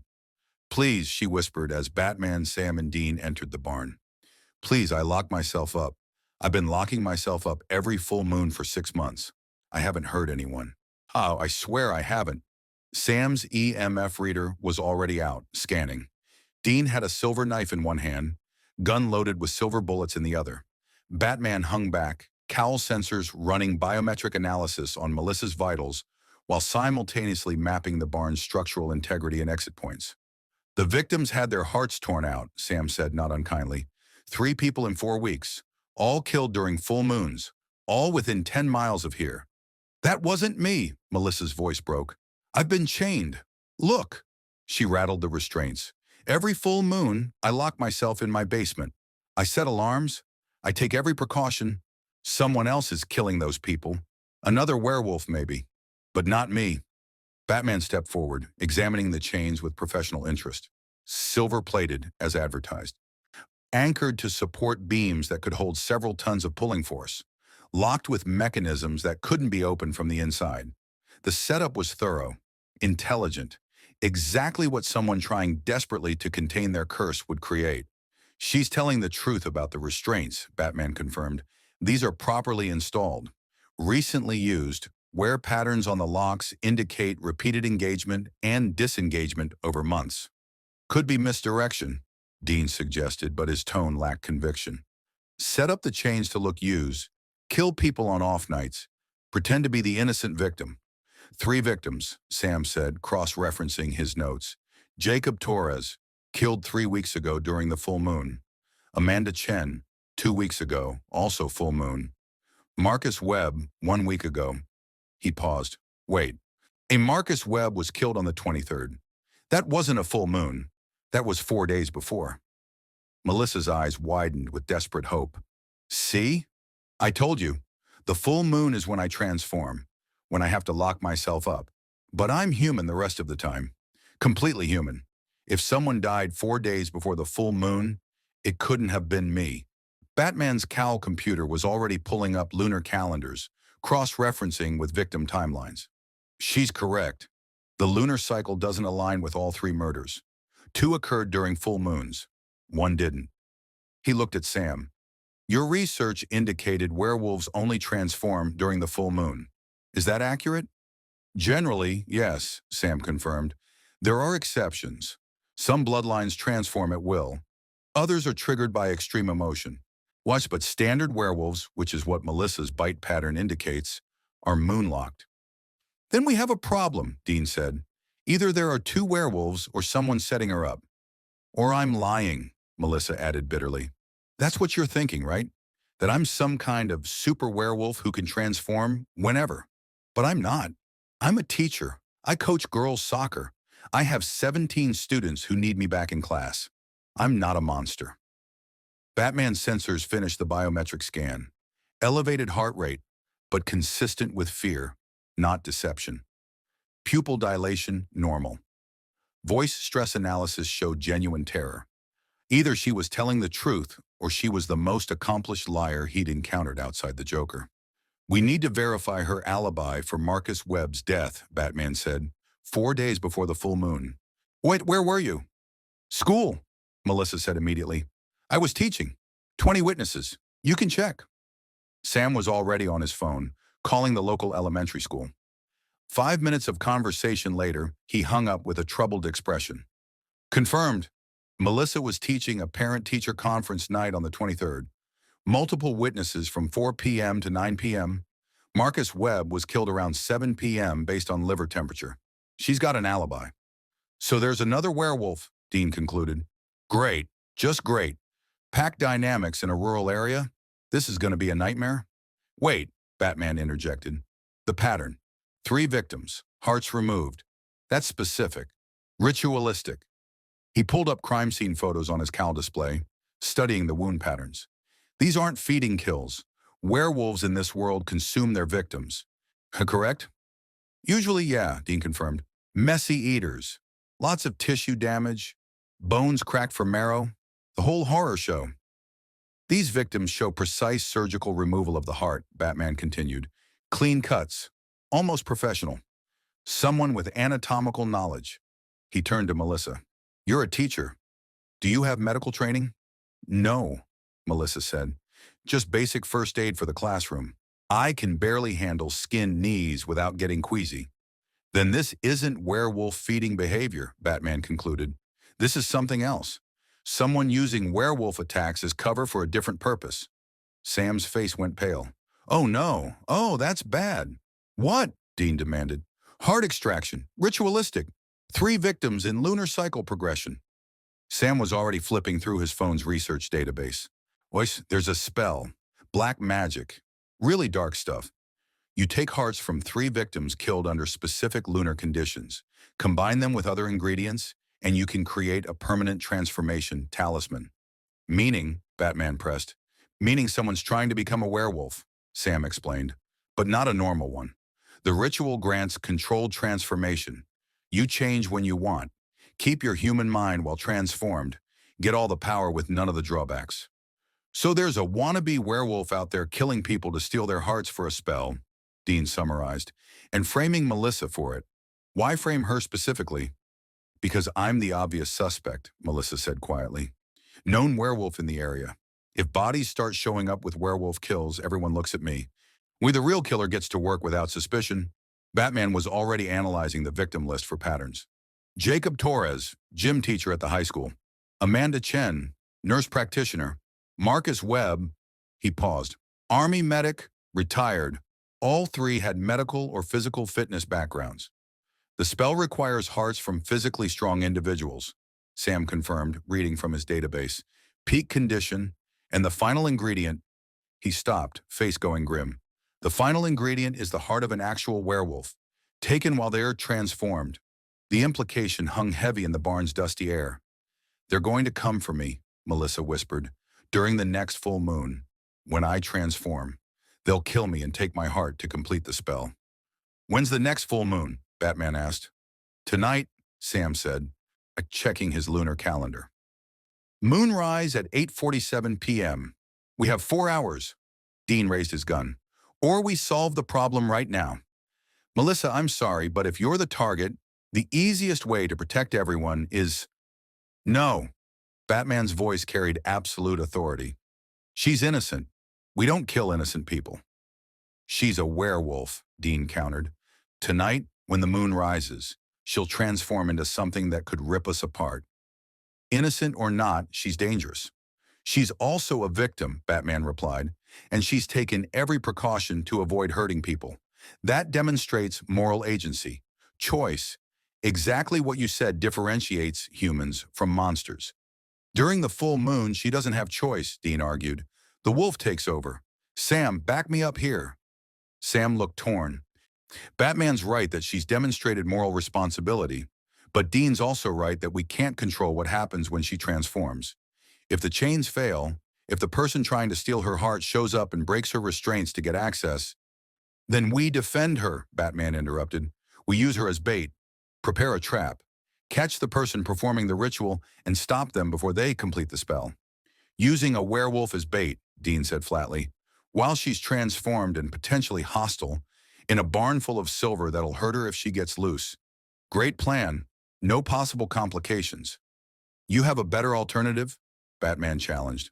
Dean opened his mouth, closed it, then sighed. Damn it, no, but I don't like this. I don't like it either, Melissa said. But if it means stopping whoever's killing people in my name, I'll do it. Her voice broke. Just promise me that if something goes wrong, if I get loose and go after you, you'll do what you have to do. I don't want anyone dying because you tried to save me. Batman met her eyes, saw the same desperate courage he'd seen in Jim Gordon's face the night Joker threatened his family. The willingness to sacrifice for others. That was humanity. That was what mattered. We'll protect you, Batman promised, and we'll catch whoever's doing this. The next 3 hours were tactical preparation. Batman surveyed the barn's layout, identifying optimal defensive positions, sight lines, choke points. He reinforced the structural supports, installed motion sensors from his utility belt's dwindling supply, and Owen rigged tripwires with flash bangs designed to disorient without causing lethal damage. Sam prepared silver chains as backup restraints, drew devil's traps on the floor in case the attacker was demon-assisted, and set up the Vitae detector to monitor Melissa's transformation. Dean cleaned weapons with methodical precision, loading magazines with silver bullets he clearly hoped they wouldn't need to use on Melissa, but would have ready if they did. Tell me about the transformation, Batman said to Melissa as sunset approached. What it feels like, how much control you retain. Melissa was already sweating, pupils dilating as her biology sensed the approaching moon. It starts like fever. Everything gets hot. My bones ache. Then, she shuddered. Then it's like drowning. I sink down inside myself and the wolf comes up. I'm still there. I can see through its eyes, feel what it feels. But I can't control it, can't stop it. It's like watching someone else drive your body. Possession, Batman said, making the connection. Similar to demonic possession, but biological rather than metaphysical. Similar, yeah, Sam confirmed. Except exorcisms don't work because there's nothing to exorcise. The wolf isn't a separate entity, it's just her, with different priorities. Hunger, territory, survival. And the silver, Batman asked. Why does it work as a restraint? Burns us, Melissa said, voice strained. Even in human form, silver feels wrong, like touching something fundamentally incompatible with our biology. When transformed, it's agony. The wolf won't voluntarily touch silver. We'll avoid it instinctively. Batman filed this away. Chemical incompatibility. A potentially exploitable. if he could synthesize silver-based aerosols or contact agents, but that was research for later. Right now the sun was setting, and moonrise approached. "Last chance to back out," Dean offered. "We can chain you up in the bunker's panic room. Reinforced walls, no windows. You'd be safe." "And whoever's killing people gets away," Melissa countered. "No, we do this. We end it tonight." The moon rose at exactly 8:47 p.m., pale and full and merciless. Melissa screamed. Batman watched with clinical detachment as her body convulsed, bones breaking and reforming, skin stretching, muscles tearing and healing instantly. It was transformation through trauma, biology rewriting itself in seconds. Her face elongated into a muzzle, teeth becoming fangs, fingers extending into claws. Brown fur erupted across her skin like fast-growth mold. The VD detector's readings spiked. Sam monitored them with grim focus. Biological transformation confirmed. Soul signature stable but compressed, like it's being pushed aside by something else sharing the space. Within 90 seconds, the woman was gone. In her place, a wolf creature standing 7 feet tall, massively muscled, eyes burning amber, lips pulled back from teeth designed to rend flesh. The silver chains held her, barely, and she howled with rage and pain as the metal seared into her transformed skin. "Melissa," Batman called, "can you hear me?" The werewolf's eyes fixed on him, hungry, calculating. It tested the chains, pulling with strength that made the support beams groan. "She's in there," Sam said, watching the Vitae readings. "But the wolf's in control. A small predatory instinct. If those chains break—" "They won't," Batman said with more confidence than he felt. They waited. 1 hour passed. The werewolf continued testing restraints, pacing the limits of its chains, snarling at the 3 hunters who stood just outside its range. Batman monitored the perimeter sensors. Nothing. No approach. No attack. 2 hours. The werewolf seemed to calm slightly, or perhaps just tired itself out. It lay down but remained alert, ears swiveling toward every sound. Outside, wind moved through Nebraska grassland, carrying scents Batman's human nose couldn't detect, but the werewolf clearly could. 2 hours, 40 minutes. A sensor tripped. Batman's HUD highlighted the barn's east entrance. Contact, single individual, moving with purpose. Dean and Sam took positions, weapons ready. The barn door creaked open, and a figure entered. Middle-aged man, fit, carrying a black leather bag and wearing surgical gloves. He looked unsurprised to see them. "Hunters," the man said calmly. "I was wondering when you'd figure it out. Though I admit I didn't expect Batman to be involved. The cape's a bit theatrical for Nebraska." "Dr. Richard Knowles," Sam said, recognizing him from their background research. "You're the county medical examiner. You performed the autopsies on all 3 victims." "Which gave me perfect access to their hearts," Knowles confirmed, "and allowed me to falsify the forensic evidence to look like werewolf attacks. The bite radius was easy to fake with the right tools." "Why?" Melissa's voice, human, strained, coming from the werewolf's throat with difficulty. She could still speak, barely, hot pushing words past animal vocal cords. "Why frame me?"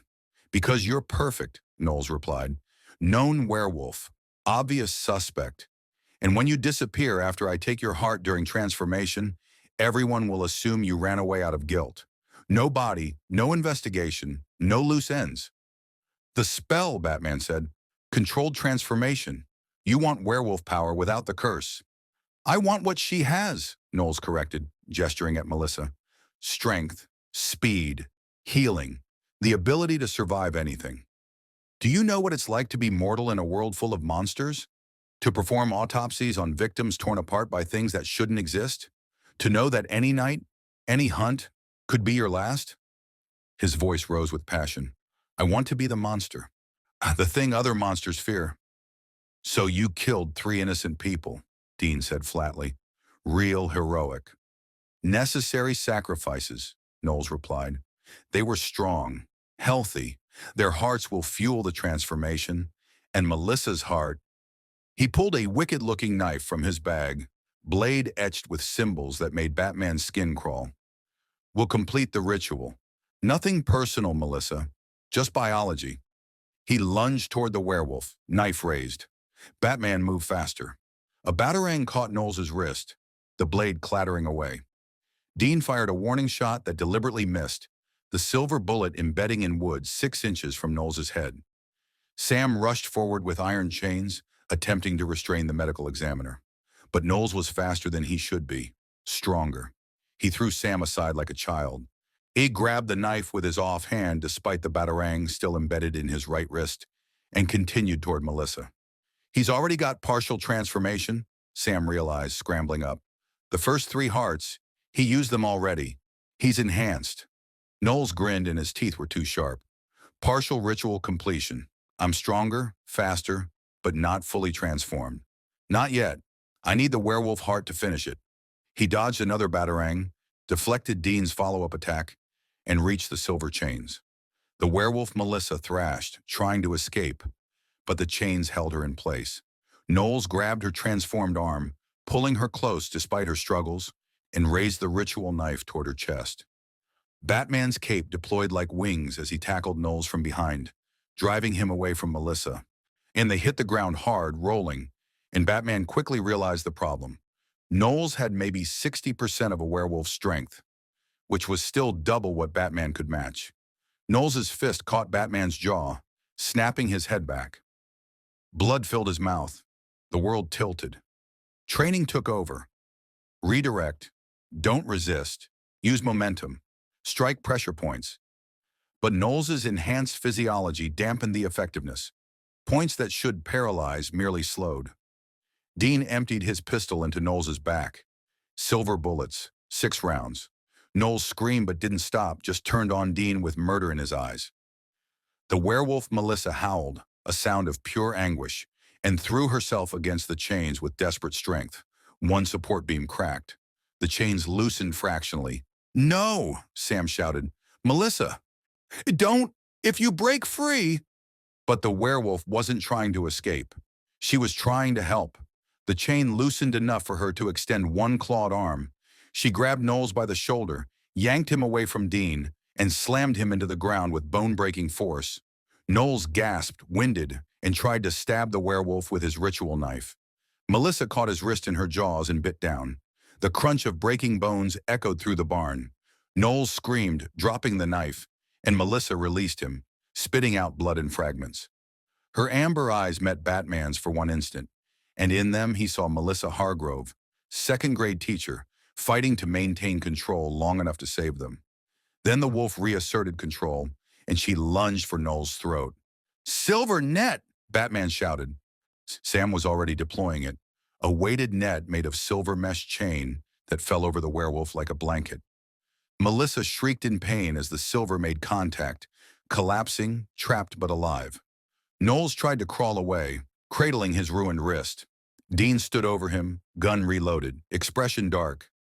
"Give me one good reason not to put silver in your brain." "I'm human," Knowles gasped. "You can't. Hunters have rules. We hunt monsters," Dean corrected, "and you're trying real hard to qualify." Batman knelt beside Knowles, checking his injuries. The silver bullets had done damage but weren't immediately fatal. Knowles' partial transformation granted accelerated healing. He needs medical attention, then prison, then trial for 3 murders. And who's going to believe the story? Knowles laughed bitterly through his pain. That I killed people for a werewolf transformation ritual? They'll think I'm insane. Lock me in psychiatric care instead of prison. I'll be out in 5 years with good behavior and therapy. Then we'll make sure the evidence is overwhelming, Sam said. Your ritual components, the hearts you haven't used yet, your research.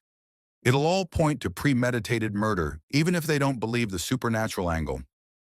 Batman pulled out zip ties, securing Knowles' good hand to his ankle in a position that prevented movement.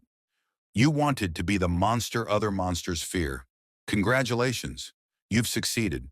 Every hunter in this world will know your name, know what you tried, and if you ever complete that ritual, if you ever transform, they'll be waiting. Knowles' expression crumbled. I just wanted to survive. Is to stop being afraid? So you killed people who were surviving just fine, Dean said without sympathy. Yeah, that's super relatable. Under the silver net, Melissa whimpered. The moon was still high. She'd be transformed for hours yet, trapped in a body that wasn't fully hers, in constant pain from the silver mesh. Batman approached carefully. Melissa, you saved us. Thank you. The werewolf's eyes tracked him, hungry, confused. But somewhere in that amber gaze, recognition flickered. A slight nod, barely perceptible, probably involuntary, but Batman chose to interpret it as acknowledgement. We're going to keep you restrained until moonset, Batman explained. The silver hurts, but it's keeping you safe, keeping us safe. When you transform back, this will be over. Knowles will be in custody. You'll be cleared of suspicion. Wait, can you hold on? Another slight movement, maybe a nod, maybe just the wolf's natural head tilt. They waited out the night. Sam called the local sheriff, fed him a story about catching the real killer, provided enough legitimate evidence to support a murder charge. Knowles was dragged away in handcuffs, screaming about conspiracies and supernatural forces, which only made the sheriff more convinced of his insanity. At 5:23 a.m., the moon set. The transformation reversed. Just as violent, just as traumatic. The wolf shrank, fur receding, bones cracking back into human configuration. Melissa emerged from the process naked, shaking, covered in burns from the silver mesh, weeping with exhaustion. Sam wrapped her in a blanket while Dean carefully removed the silver net. Batman maintained a professional distance, and he already running calculations about how much danger she still represented. Thank you, Melissa sobbed. Thank you for not killing me, for believing me, for... She couldn't finish, just broke down crying. You saved us, Sam said gently. You fought the wolf long enough to help. That's not nothing. I could barely control it, Melissa said. Every second was fighting to stay human enough to not kill you. And I almost failed. I almost... But you didn't, Batman interjected. You made a choice. Under impossible circumstances, you chose to help rather than harm. That's what defines humanity, Miss Hargrove. Not the biology, the choice. She looked at him with red-rimmed eyes. You really believe that? Batman thought about Thomas Crane, about the Wendigos, about all the creatures in this world who'd lost the ability to choose and became monsters by default. Yes, he said, I believe that, and the data supports it. You maintained enough consciousness during transformation to direct your actions. That's unprecedented according to Winchester research. It is, Sam said surprised. Review your files, Batman instructed. Most werewolves show complete loss of human consciousness during transformation. Ms. Hargrove retained partial control, minimal but present. That suggests her soul integration during the transformed state is stronger than baseline. She's not a standard case. What does that mean? Melissa asked. It means you might be the key to developing better containment methods, Batman explained. If we can understand why you retain more control, we might be able to enhance that control in other werewolves. Transform the curse from uncontrollable monster state to manageable condition. Hope flickered across Melissa's face. You think that's possible? I think everything's possible until proven otherwise, Batman replied. And I think you deserve the chance to live without being defined by your worst monthly day. Dean and Sam exchanged glances. That's actually a good idea, Dean admitted. If we could help werewolves maintain human consciousness during transformation, it'd change everything about how we handle them. It would require extensive research, Sam cautioned. Medical analysis, metaphysical studies, probably years of work. Then we start, Batman said. Today, right now. Ms. Hargrove, would you consent to participating in research that might help others like you? Melissa nodded, still crying. Yes, God, yes, if my curse can help someone else avoid this nightmare, yes. As sunrise painted Nebraska sky in gold and crimson, Batman stood in the barn doorway and allowed himself a moment of satisfaction. They'd saved an innocent woman, stopped a murderer, and potentially opened a path toward helping an entire category of beings this world had written off as irredeemable. It wasn't victory in Gotham's terms. Knowles would likely plead insanity. The supernatural aspects would never see a courtroom. Justice would be imperfect at best, but they'd stopped him, protected the innocent, found hope in a situation designed to offer none. That was enough. For now. Crowley appeared in the bunker's war room on a Tuesday afternoon, materializing with the casual audacity of someone who owned every space he occupied.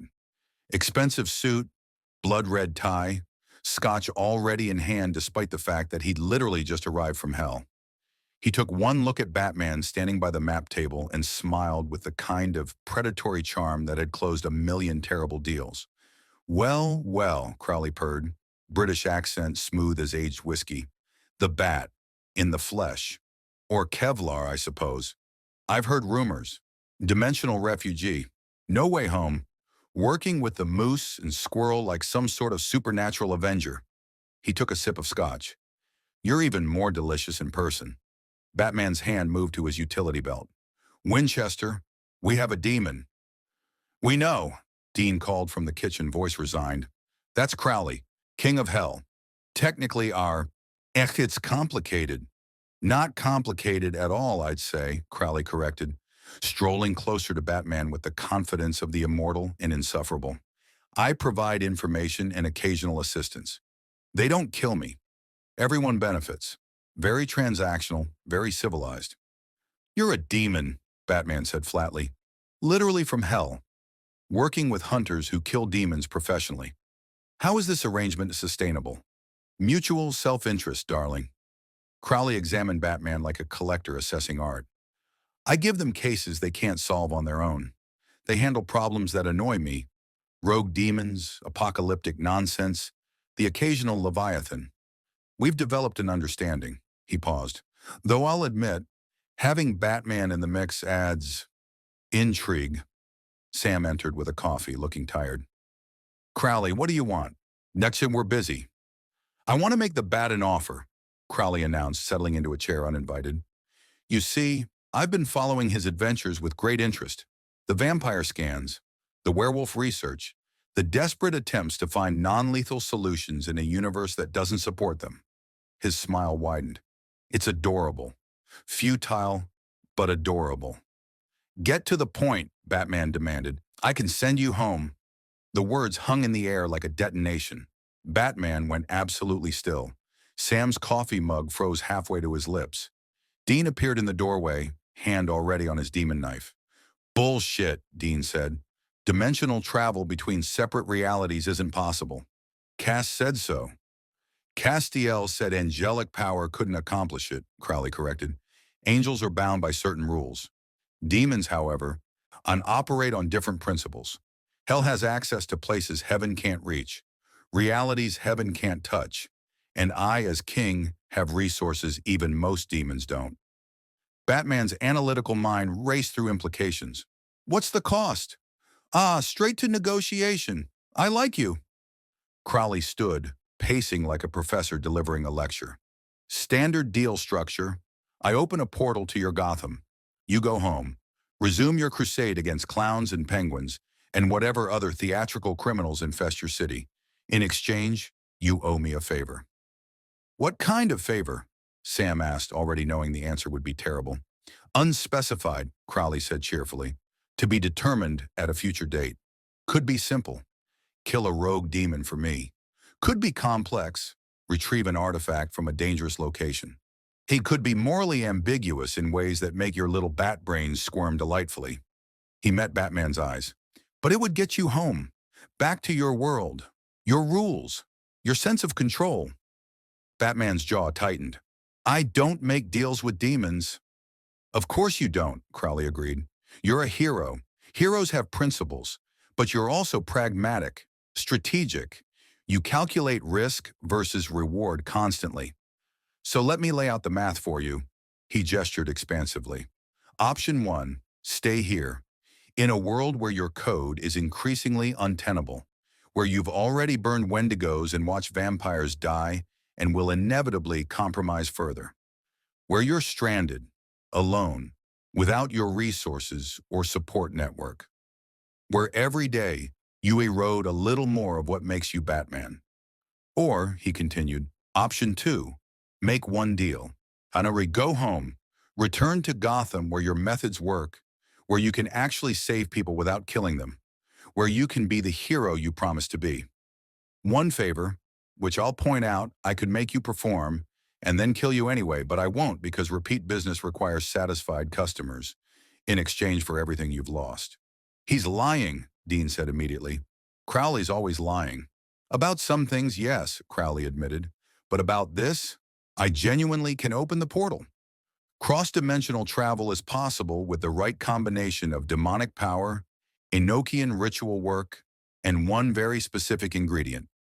He paused for effect. The blood of someone who doesn't belong in this reality.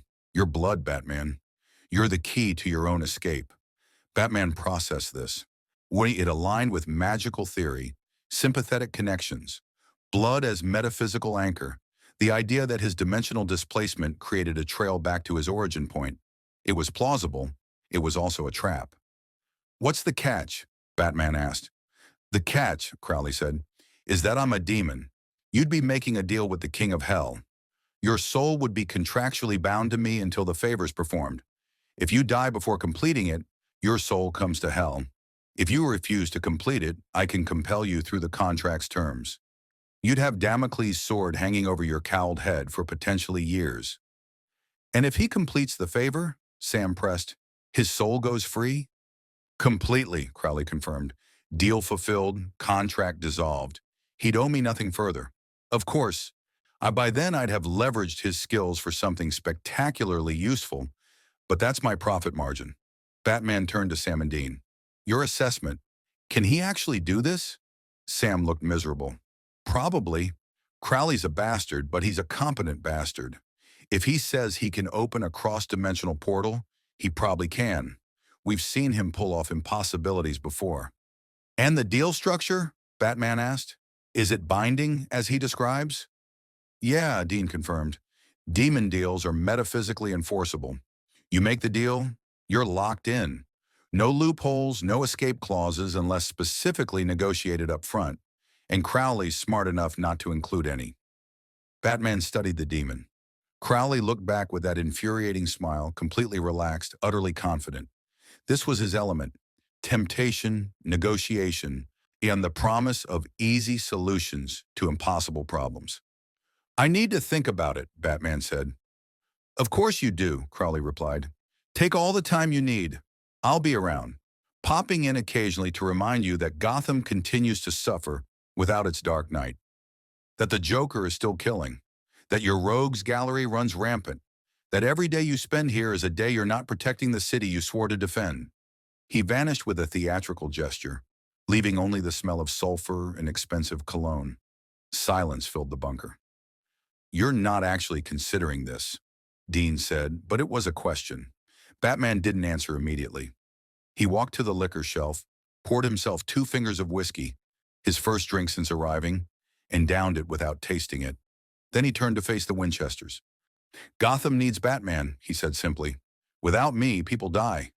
The GCPD can't handle the Joker, can't stop Scarecrow's fear toxin attacks, can't contain Arkham when it inevitably has a breakout.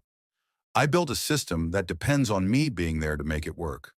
So build a better system, Sam suggested, one that doesn't require a billionaire in a costume beating people up every night. I've tried, Batman replied. For 20 years I've tried. And the moment I'm gone, it collapses. Because Gotham isn't a normal city. It's cursed. Literally, probably.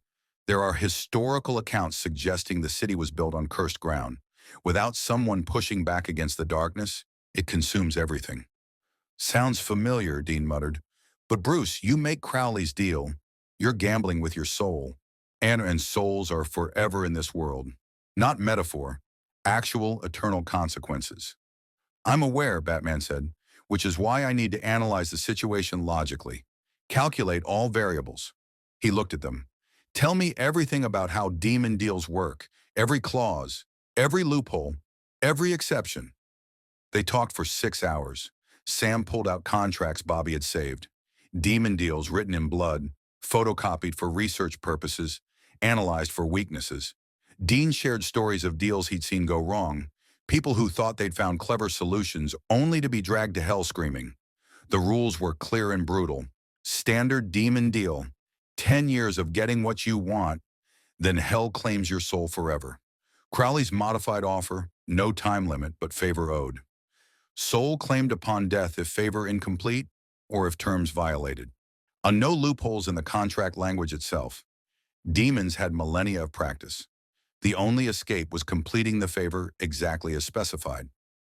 People have tried negotiating specific terms, Sam explained, limiting the scope of the favor up front. Nothing that requires killing innocents or nothing that violates my moral code. But Crowley's too smart to accept those limitations. He just refused the deal. Has anyone successfully completed a favor and escaped? Batman asked. Dean and Sam exchanged uncomfortable glances. Yeah, Dean said finally. Me. I made a deal with Crowley once. Different circumstances. He wanted me to kill something for him. I did. Contract dissolved. I got lucky that his favor aligned with what I'd have done anyway. So it's possible, Batman concluded. Risky, but possible. Bruce, Sam said carefully, even if you complete Crowley's favor, even if you get home, you'd have done it by making a deal with the King of Hell. How does Batman come back from that? How do you look at yourself knowing you sold out your principles? My principles are about protecting the innocent, Batman replied. If making a deal with a demon results in more lives saved than lost, if Gotham benefits more from my return than this world suffers from whatever favor Crowley demands, then the calculation is straightforward. That's not how morality works, Sam argued. You can't just, can I? Batman interrupted. You kill monsters to save people. You've made morally gray choices throughout your hunting career. You've worked with Crowley yourselves repeatedly when it served the greater good. How is this different? Because you'd be binding your soul, Dean said. That's permanent in ways even death isn't. You die here, you go to heaven or hell based on your life's merits. You make Crowley's deal and die before completing it? Straight to hell, do not pass go, eternal torture guaranteed. Batman was quiet for a long moment. I need to see Gotham. Need to know what's happening there. If the situation is stable, if others have stepped up to fill the void, then staying here becomes more viable. But if Gotham's collapsing without me, how would you even check? Sam asked. It's a different reality. Crowley implied he has access to my dimension, Batman reasoned. If he can open a portal, he can observe. I need to negotiate intelligence gathering as part of the deal structure. You're actually considering this, Dean said, and now it wasn't a question. See, I'm considering every option, Batman corrected, including this one. I haven't decided yet, but the seed was planted, and Crowley, watching from hell through the eyes of a rat in the bunker's walls, smiled. 3 days passed. 3 days of hunting, a vengeful spirit in Iowa, a ghoul pack in Missouri, a cursed object in Kansas that nearly killed all of them. 3 days of Batman watching Sam and Dean make impossible choices, kill things that looked human, carry the weight of necessary evil. 3 days of Batman feeling Gotham's absence like a phantom limb. On the 4th day, Crowley returned. Had enough time to think? The demon asked, appearing in Batman's room, because of course, demons didn't respect boundaries. Or should I come back after you've killed a few more monsters and compromised a few more principles? Batman was running maintenance on his armor, cataloging damage, calculating how many more fights his equipment could sustain. He didn't look up. I want proof. Show me Gotham. Show me what's happening without me. Delighted to. Crowley snapped his fingers. The bunker wall shimmered, becoming a window into another reality. Batman saw Gotham. His Gotham. Wayne Tower. The Narrows. Crime Alley. And it was burning. Not metaphorically. Actually burning. Scarecrow had released fear toxin across 3 districts. The GCPD was overwhelmed. The Bat family, he could see them, Dick and Tim and Barbara coordinating from the Batcave, were spread too thin. They were competent, but they weren't Batman. Didn't have his experience, his resources, his absolute mastery of Gotham's criminal ecosystem. People were dying. The casualty count scrolled across the bottom of the vision. 47 dead, 203 hospitalized, 1,400 affected. Turn it off, Batman said, voice strained. Not yet. Crowley's voice was gentle, almost sympathetic. Look, really look. See what your absence costs. The vision shifted. Arkham Asylum, Joker's cell, empty. He'd escaped 2 weeks ago. Was out there somewhere, planning something that would kill hundreds, maybe thousands. The kind of plan Batman would have anticipated and stopped before it began. The vision shifted again. Wayne Manor, Alfred sitting alone in the study, staring at Bruce's empty chair. The old man had aged a decade in the months since Batman vanished, grief etched into every line of his face.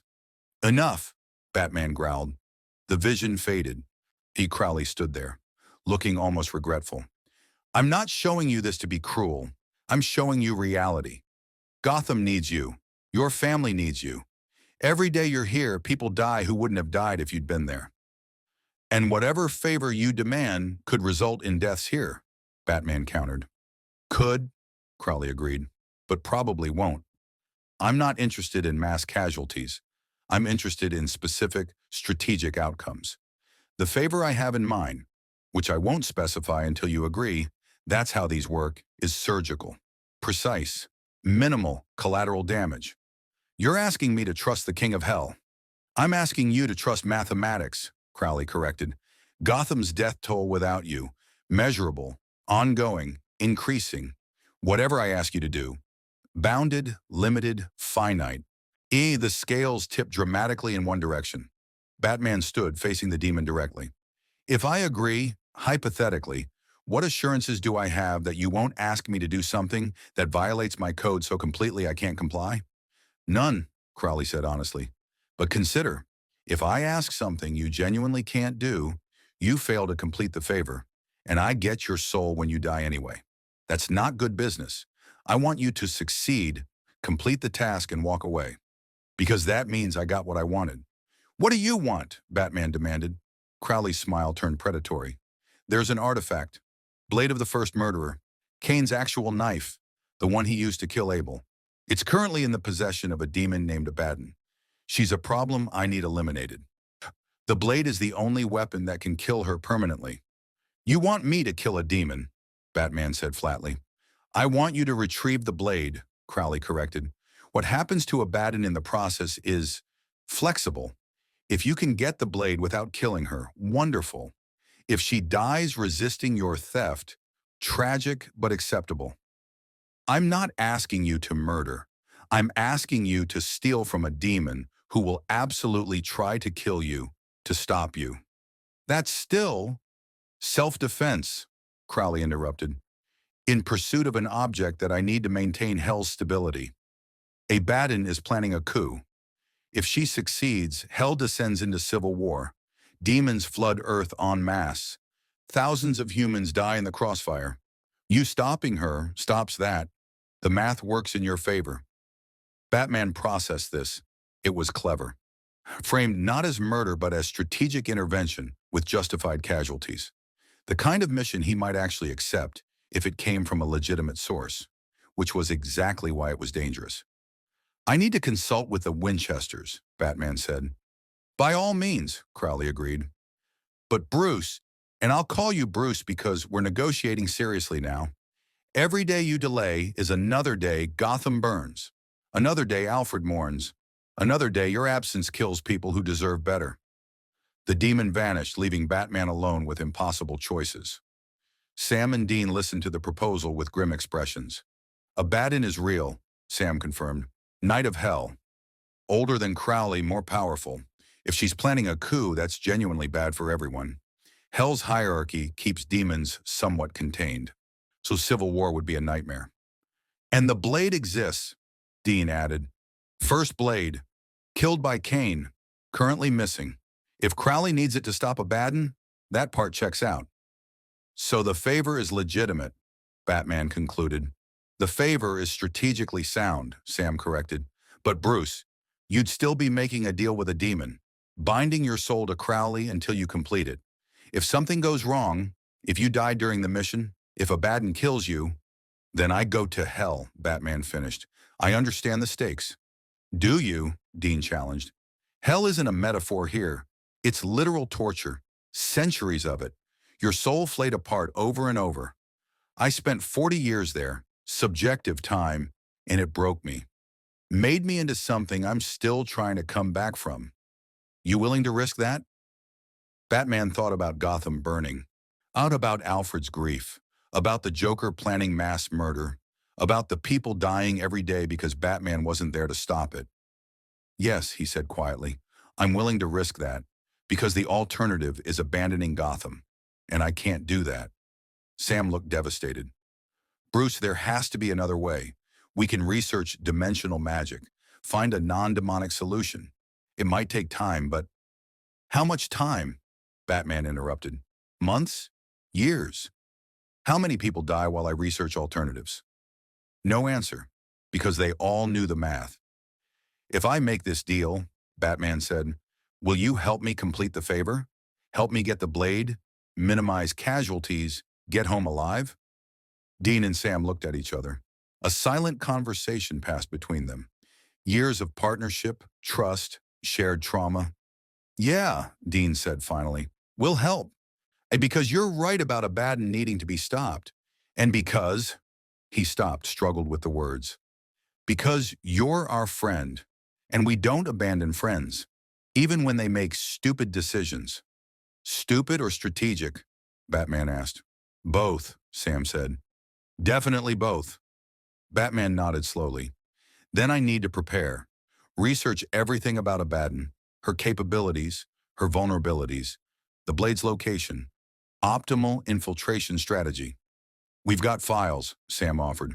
Everything we know about Knights of Hell. They spent the next week planning.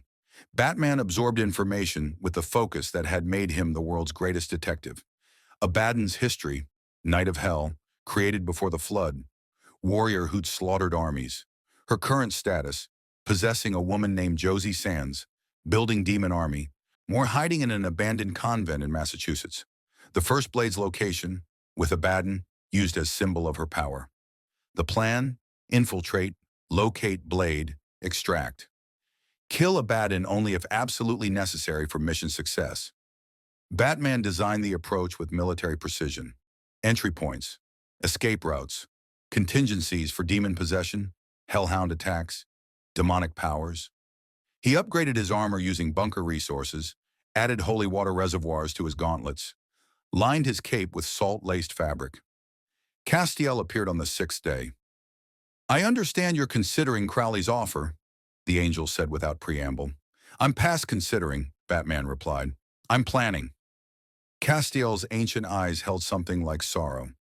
Batman, I've watched countless humans make deals with demons. All of them believed they'd found the angle, the approach that would let them come out ahead. None of them did. I'm not countless humans, Batman said. I'm Batman. In Gotham, yes, Castiel agreed. Here, you're a man. Skilled, yes. Determined, absolutely. But mortal. Fallible. And Crowley is thousands of years old with infinite patience and no morality. You think you're using him? He's using you. For what? I don't know yet, Castiel admitted. But Crowley never makes deals that don't profit him multifold. Whatever he's really after, it's not just stopping Abaddon. That's the bait. The real hook comes later. Then I'll deal with it later, Batman said. After I'm home. After Gotham's safe. Castiel was quiet for a long moment. I could take you to heaven. Let you watch over Gotham from there. It wouldn't be the same as being there. But you'd know your city was in capable hands. You could find peace. I don't want peace, Batman replied. I want justice, and I can't deliver that from heaven. Then I can't stop you, Castiel said. But Batman, when this goes wrong, and it will go wrong, remember that I offered you an alternative. The angel vanished with the rustle of wings that weren't there. That night, Batman stood in the bunker's armory, fully suited, ready. Sam and Dean flanked him, armed with demon-killing knives and shotguns loaded with salt rounds. The plan was solid, the approach was sound, and Bruce Wayne had never been more certain of a decision in his life. Crowley appeared right on schedule. Ready to make a deal? The demon asked. Batman pulled out a knife, his knife, not a demon blade, just cold steel, drew it across his palm. Blood welled up, red and human and metaphysically significant. Standard terms, Batman said. You open a portal to my Gotham. I retrieved the first blade from Abaddon. When the blade is in your possession, the deal is complete. My soul is released from contract. No additional favors, no extensions, no loopholes. Agreed, Crowley said. Though I should mention, retrieving the blade likely requires Abaddon's death. Just so we're clear about what you're signing up for. Self-defense in pursuit of the objective, Batman said. I can live with that. Can you? Crowley extended his hand. Then let's make it official. Batman hesitated. 1 second. 2. Thought about Gotham, about Alfred, about the promise he'd made to his parents. Grasped Crowley's hand. The deal sealed with a flash of light that smelled like sulfur and burning promises. And Batman felt it. A metaphysical hook settling into his soul, binding him to the contract. His palm healed instantly, the blood consumed by the deal's power. Pleasure doing business, Crowley said with that insufferable smile. Now, about that blade. Batman's eyes narrowed behind the cowl. We move tomorrow. Tonight I prepare. Of course, Crowley agreed. Wouldn't want you going into this half-ready. After all, if you die before completing the favor. He trailed off meaningfully. After Crowley left, Sam put a hand on Batman's shoulder. You okay? No, Batman said honestly. But I'm committed now. So let's make sure this works. Dean raised a flask. To stupid decisions and the stubborn bastards who make them. They drank. And somewhere in hell, Crowley smiled, because everything was proceeding exactly as planned. And the bat had taken the bait. Now came the real game. The abandoned convent squatted on Massachusetts coastline like a rotted tooth, Gothic spires clawing at storm clouds that seemed permanently anchored overhead. Batman observed from a cliff face half a mile distant. Cowl sensors mapping the building's layout through thermal imaging, electromagnetic scanning, and architectural analysis pulled from historical records Sam had provided. 43 heat signatures inside. Too many for a building that should be empty. Demons didn't generate body heat the same way humans did. Their possession raised the host's temperature slightly, created patterns Batman's sensors could distinguish. He was looking at 43 possessed humans, any one of whom could be Abaddon. That's a lot of demons, Dean muttered beside him, the binoculars tracking the convent's perimeter. They'd positioned themselves in cover, cold rain soaking through their jackets. Batman's armor kept him dry. The Winchesters suffered. Guard detail suggests Abaddon's actually here, Sam said, cross-referencing his demon lore database. Knights of Hell don't usually bother with protection. They're powerful enough to handle most threats solo. This many demons means she's either paranoid or protecting something valuable. The blade, Batman concluded.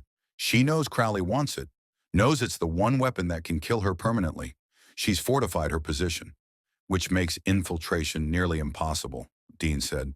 43 demons, Bruce. Even with the element of surprise, said even with your tech, there's no way we can fight through that many without getting someone possessed or killed. We don't fight through them, Batman replied. We avoid them. I've infiltrated facilities with higher security than this. Arkham Asylum during a breakout. Lex Luthor's corporate headquarters. The Watchtower when the League was compromised. He enhanced the thermal imaging, studying patrol patterns. Demons are powerful but arrogant. They don't expect stealth infiltration. They expect frontal assault.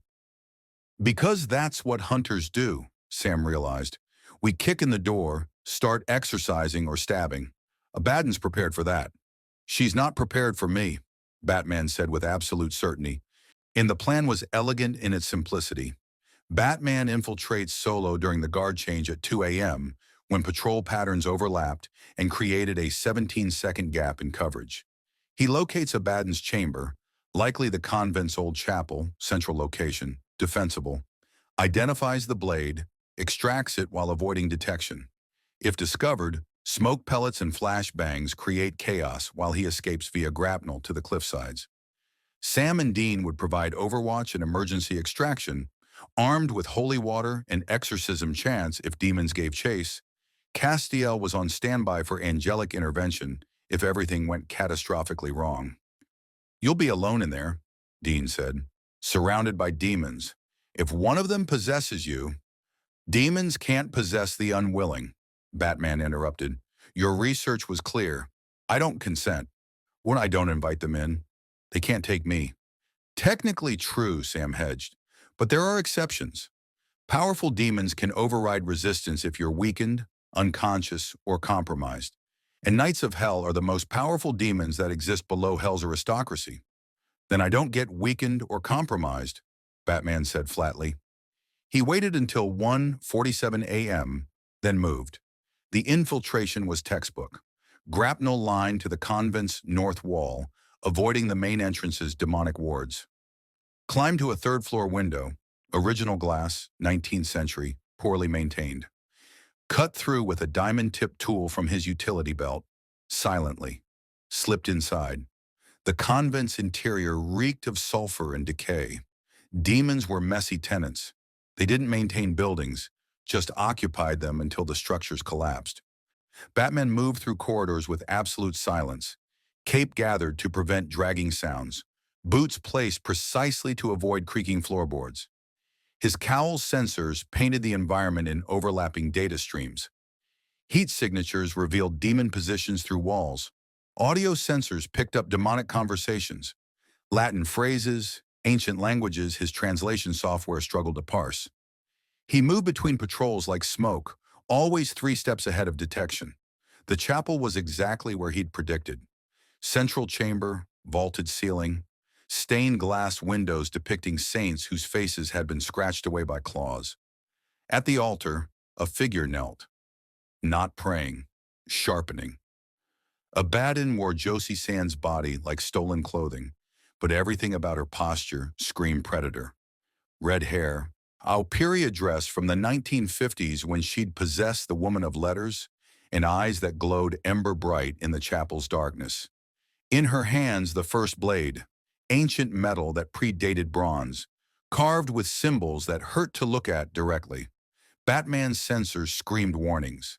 The blade registered on every spectrum: metaphysical energy, electromagnetic distortion, even gravitational anomaly. This was Kane's weapon, the tool that committed humanity's first murder. It was soaked in blood and history and power that made Batman's tactical mind recalculate threat levels dramatically upward. Abaddon spoke without looking up. "Hello, Batman." Every instinct screamed to run. Instead, Batman stepped from shadow into the chapel's dim candlelight. "You knew I was coming." "Crowley's not subtle," Abaddon replied, still sharpening. The blade's edge scraped against whetstone with sounds that shouldn't be possible from metal. "The moment he made you his deal, every demon in hell knew. The Bat, Gotham's Dark Knight, desperate enough to sell his soul for a ride home." She finally looked up, and her smile was sharp enough to cut. "I expected better from you." "You know who I am," Batman observed. "I know every soul worth knowing," Abaddon said. "I've been alive since before your civilization learned to write. I've watched empires rise and fall. Humans fascinate me.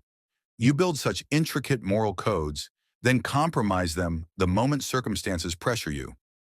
She stood, blade in hand, completely relaxed. "You're here for this. Crowley wants it, thinks it's the only weapon that can kill me permanently." "Is he wrong?" Batman asked, already calculating distances.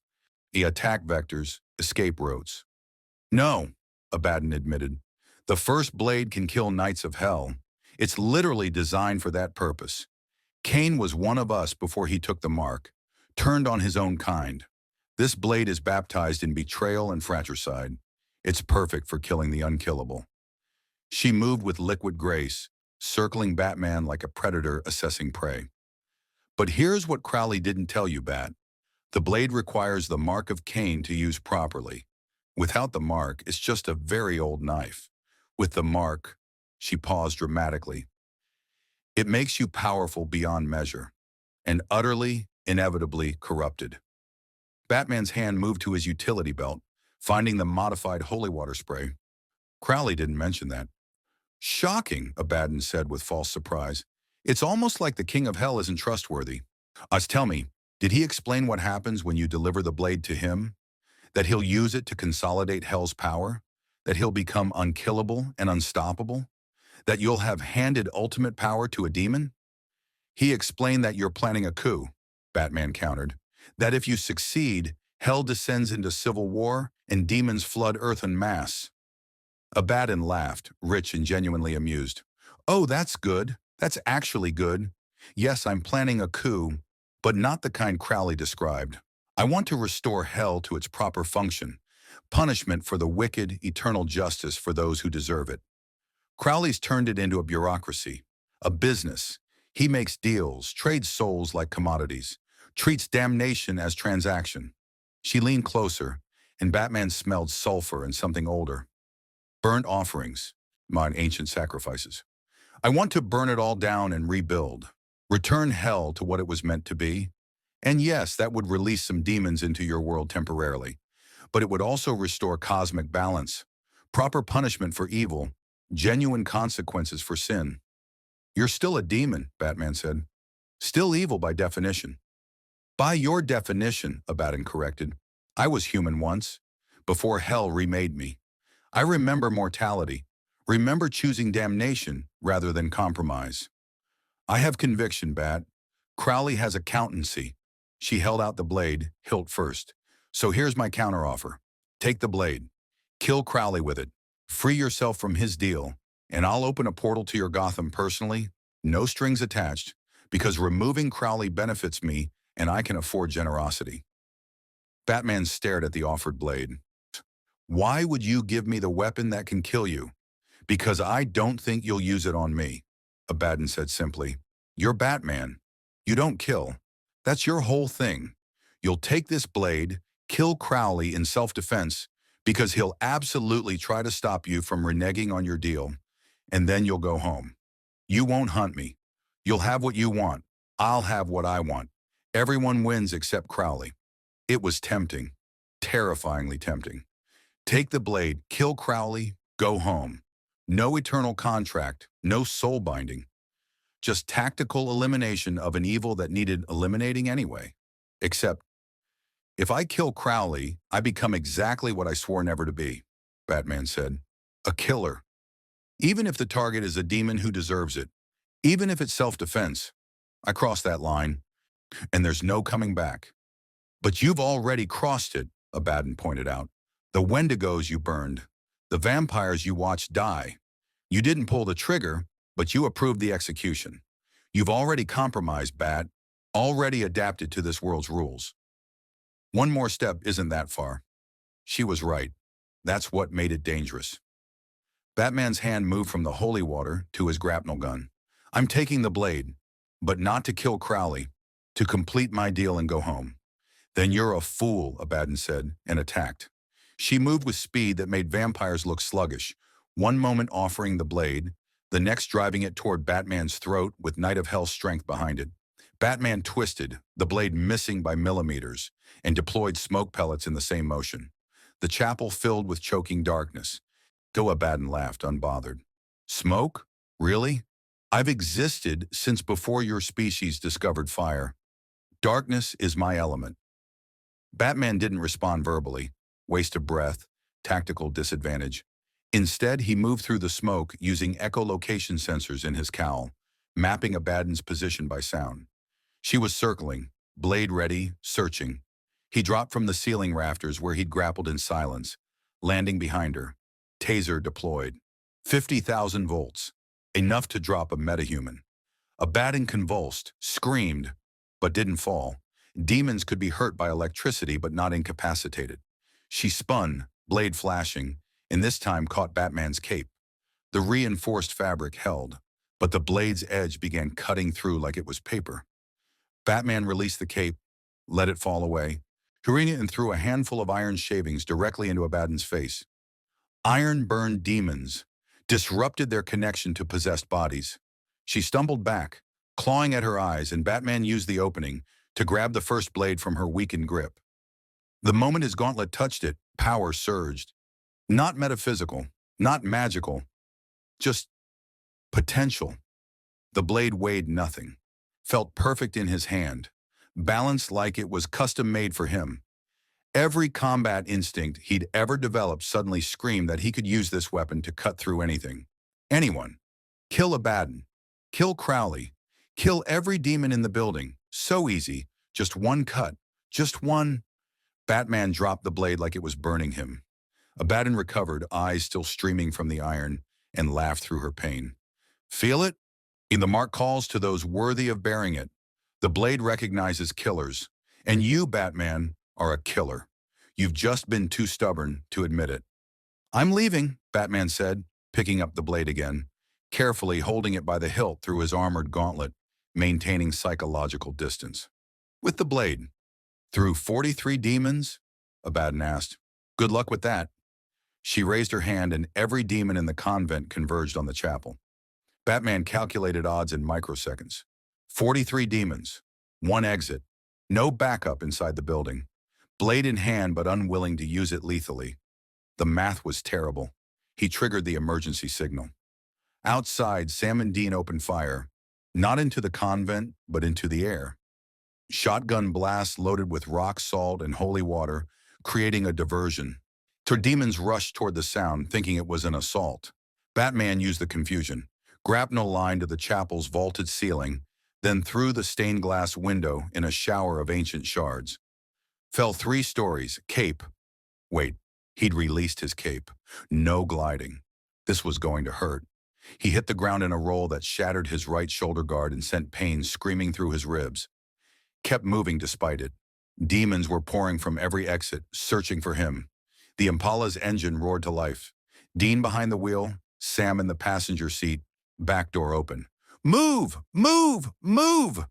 Batman sprinted across broken ground, demons in pursuit, and dove through the open door. Dean floored it before the door fully closed, tires spinning on wet grass, then catching Purchase and launching them away from the convent. Her demons gave chase, some on foot with supernatural speed, others possessing cars in the parking area. Dean drove like a man possessed himself, taking corners at speeds that defied physics, while Sam hung out the window with a shotgun, blasting pursuers with salt rounds. Batman clutched the first blade, feeling its weight, its hunger, its whispered promises of power. You got it, Dean called back. I got it, Batman confirmed.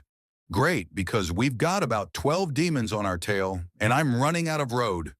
A demon-possessed truck rammed them from behind. The Impala lurched, fish-tailed, but Dean corrected with professional precision. Sam threw holy water out the window, dousing the truck's windshield. The demon inside screamed, lost control, crashed into a ditch. 11 demons remaining. They hit the highway.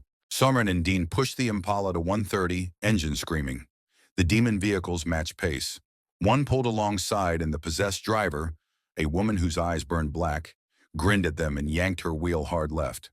Batman threw the back door open and deployed his grapnel, firing it through the demon's windshield and into the car's frame. The line went taut, and instead of the demon vehicle pushing them off the road, Batman's grapnel ripped the steering column out. The car spun out, flipped, burst into flames. 10 demons remaining. Cass, Sam shouted into the phone. We could use some divine intervention. On my way, Castiel's voice crackled back. A demon on a motorcycle pulled up beside Batman's window, knife raised. Batman caught the blade with his gauntlet, letting the demon's momentum drive it into reinforced armor instead of his flesh, and punched the demon in the throat. The motorcycle wobbled, crashed. The demon survived but lost the pursuit. 9 demons remaining. Castiel appeared in the Impala's back seat, and suddenly the car was very crowded. The angel pressed one hand to the ceiling and spoke in Enochian. Light flooded from him, and the pursuing demon vehicles began to fail. Engines seizing, tires exploding, electrical systems shorting. Within 30 seconds, all pursuit had ceased. They drove in silence for 10 miles before Dean finally pulled off onto a side road and stopped, hands shaking on the wheel. Everyone alive. Alive, Sam confirmed. Bruce? Batman was staring at the first blade in his hands. In the Impala's interior light, and it looked almost beautiful, simple, elegant, perfect for killing. I felt it, he said quietly. When I first touched it, the blade wanted me to kill, made it seem justified, necessary, easy. That's what it does, Castiel confirmed. The first blade corrupts, makes murder feel righteous. Cain wielded it for centuries and became a monster. Dean carried it briefly and nearly lost himself completely. Batman looked at Dean sharply. You use this? Different circumstances, Dean said, not meeting his eyes. The mark of Cain was transferred to me to stop Abaddon during her last coup attempt. I used the blade, killed her, then spent months fighting the mark's influence before we got it removed. It was, he stopped, struggling. It was the worst thing I've ever experienced. And I've been to hell. Yet I'm supposed to deliver this to Crowley, Batman said. That was the deal, Sam confirmed grimly. Blade for Portal Home. Batman studied the weapon, thought about Crowley wielding it, the king of hell with an unkillable weapon and unchecked power, the same demon who'd manipulated Batman into this exact situation. Abaddon's words echoed. It's almost like the king of hell isn't trustworthy. I made a mistake, Batman said. Crowley played me, used my desperation to manipulate me into becoming his weapon retrieval service. If I give him this blade, I'm not completing a favor. I'm enabling a tyrant. Yeah, Dean agreed. But if you don't give it to him, your soul stays bound to the deal. You die, you go to hell. That's non-negotiable. Batman thought about Gotham burning, about Alfred mourning, about the promise he'd made to his parents. And then he thought about the difference between justice and vengeance, about the line between protecting people and becoming the threat. I need to renegotiate, Batman decided. You can't renegotiate a demon deal, Sam said. That's not how they work. Then I'll find a way to break it, Batman replied. Because I'm not giving this blade to Crowley. I'm not enabling evil to fight evil. That's not justice.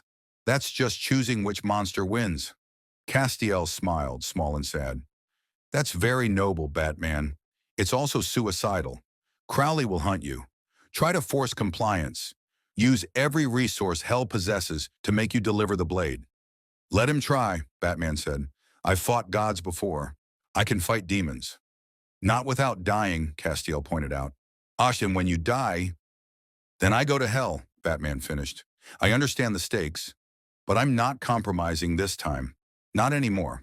I've burned Wendigos and watched vampires die and made too many moral concessions already.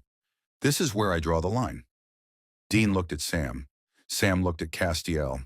Castiel looked at Batman with something like respect. All right, Dean said finally. Then we help you. Find a way to break the deal without getting you killed or damned. It's stupid. It's probably impossible. But, he shrugged. We've done impossible before. Thank you, Batman said. Don't thank us yet, Sam warned. Breaking demon deals without consequences has only been done a few times in history, and most of those times involved literal divine intervention or apocalyptic events. Then we'll find another way, Batman said with absolute certainty, because the alternative is accepting that I'm a tool for hell's politics, and I'm not accepting that. The Impala's engine rumbled, and somewhere in hell, Crowley felt the blade slip from his metaphysical grasp. The game had changed. Batman wasn't playing by the rules anymore. And in the space between determination and damnation, the Dark Knight began planning his next move. He'd made a deal with the devil. Now he was going to break it, even if it cost him everything. The bunker's warding hummed with fresh power. Castiel had reinforced every sigil, added Enochian protections that would keep Crowley out for exactly as long as it took the King of Hell to find a workaround. Hours, maybe days if they were lucky. Batman used every second. The first blade lay on the map table, contained within a circle of salt and iron filings, covered by a devil's trap Sam had painted with meticulous precision. Even inert, the weapon radiated hunger. Batman's cowl sensors detected metaphysical energy emissions that shouldn't exist in three-dimensional space. The blade was reaching through reality, searching for the mark of Cain, searching for someone worthy of wielding it, searching for a killer. There are 3 documented methods for breaking demon deals without fulfilling them, Sam said, surrounded by towers of leather-bound books from the Men of Letters archive. First, kill the demon who made the deal before the contract terms activate. Problematic because Crowley's the King of Hell. Killing him would require the first blade, which creates a circular dependency. Second option, Batman prompted, running chemical analysis on the blade's composition. The results made no sense. The metal predated metallurgy itself, contained trace elements that hadn't existed in Earth's atmosphere for millions of years. Find a crossroads demon higher in Hell's hierarchy than the one who made your deal. Convince them to nullify the contract, Sam continued. Also problematic because Crowley's at the top. There's no one above him except Lucifer, Castiel interjected from his position by the door, who's currently locked in the cage. Inaccessible. Even if we could reach him, negotiating with the devil himself is inadvisable. Third option, Sam said, voice heavy. Summon death. He's the only entity with authority to void demon contracts because he predates hell itself. Near predates creation. But death doesn't take requests. He operates on his own agenda. The last time Dean summoned him, it nearly ended with Dean being killed and Sam erased from existence. Batman processed this. So we need an entity older than hell with the authority to override demon contracts. Death qualifies but is unpredictable and dangerous. Are there alternatives?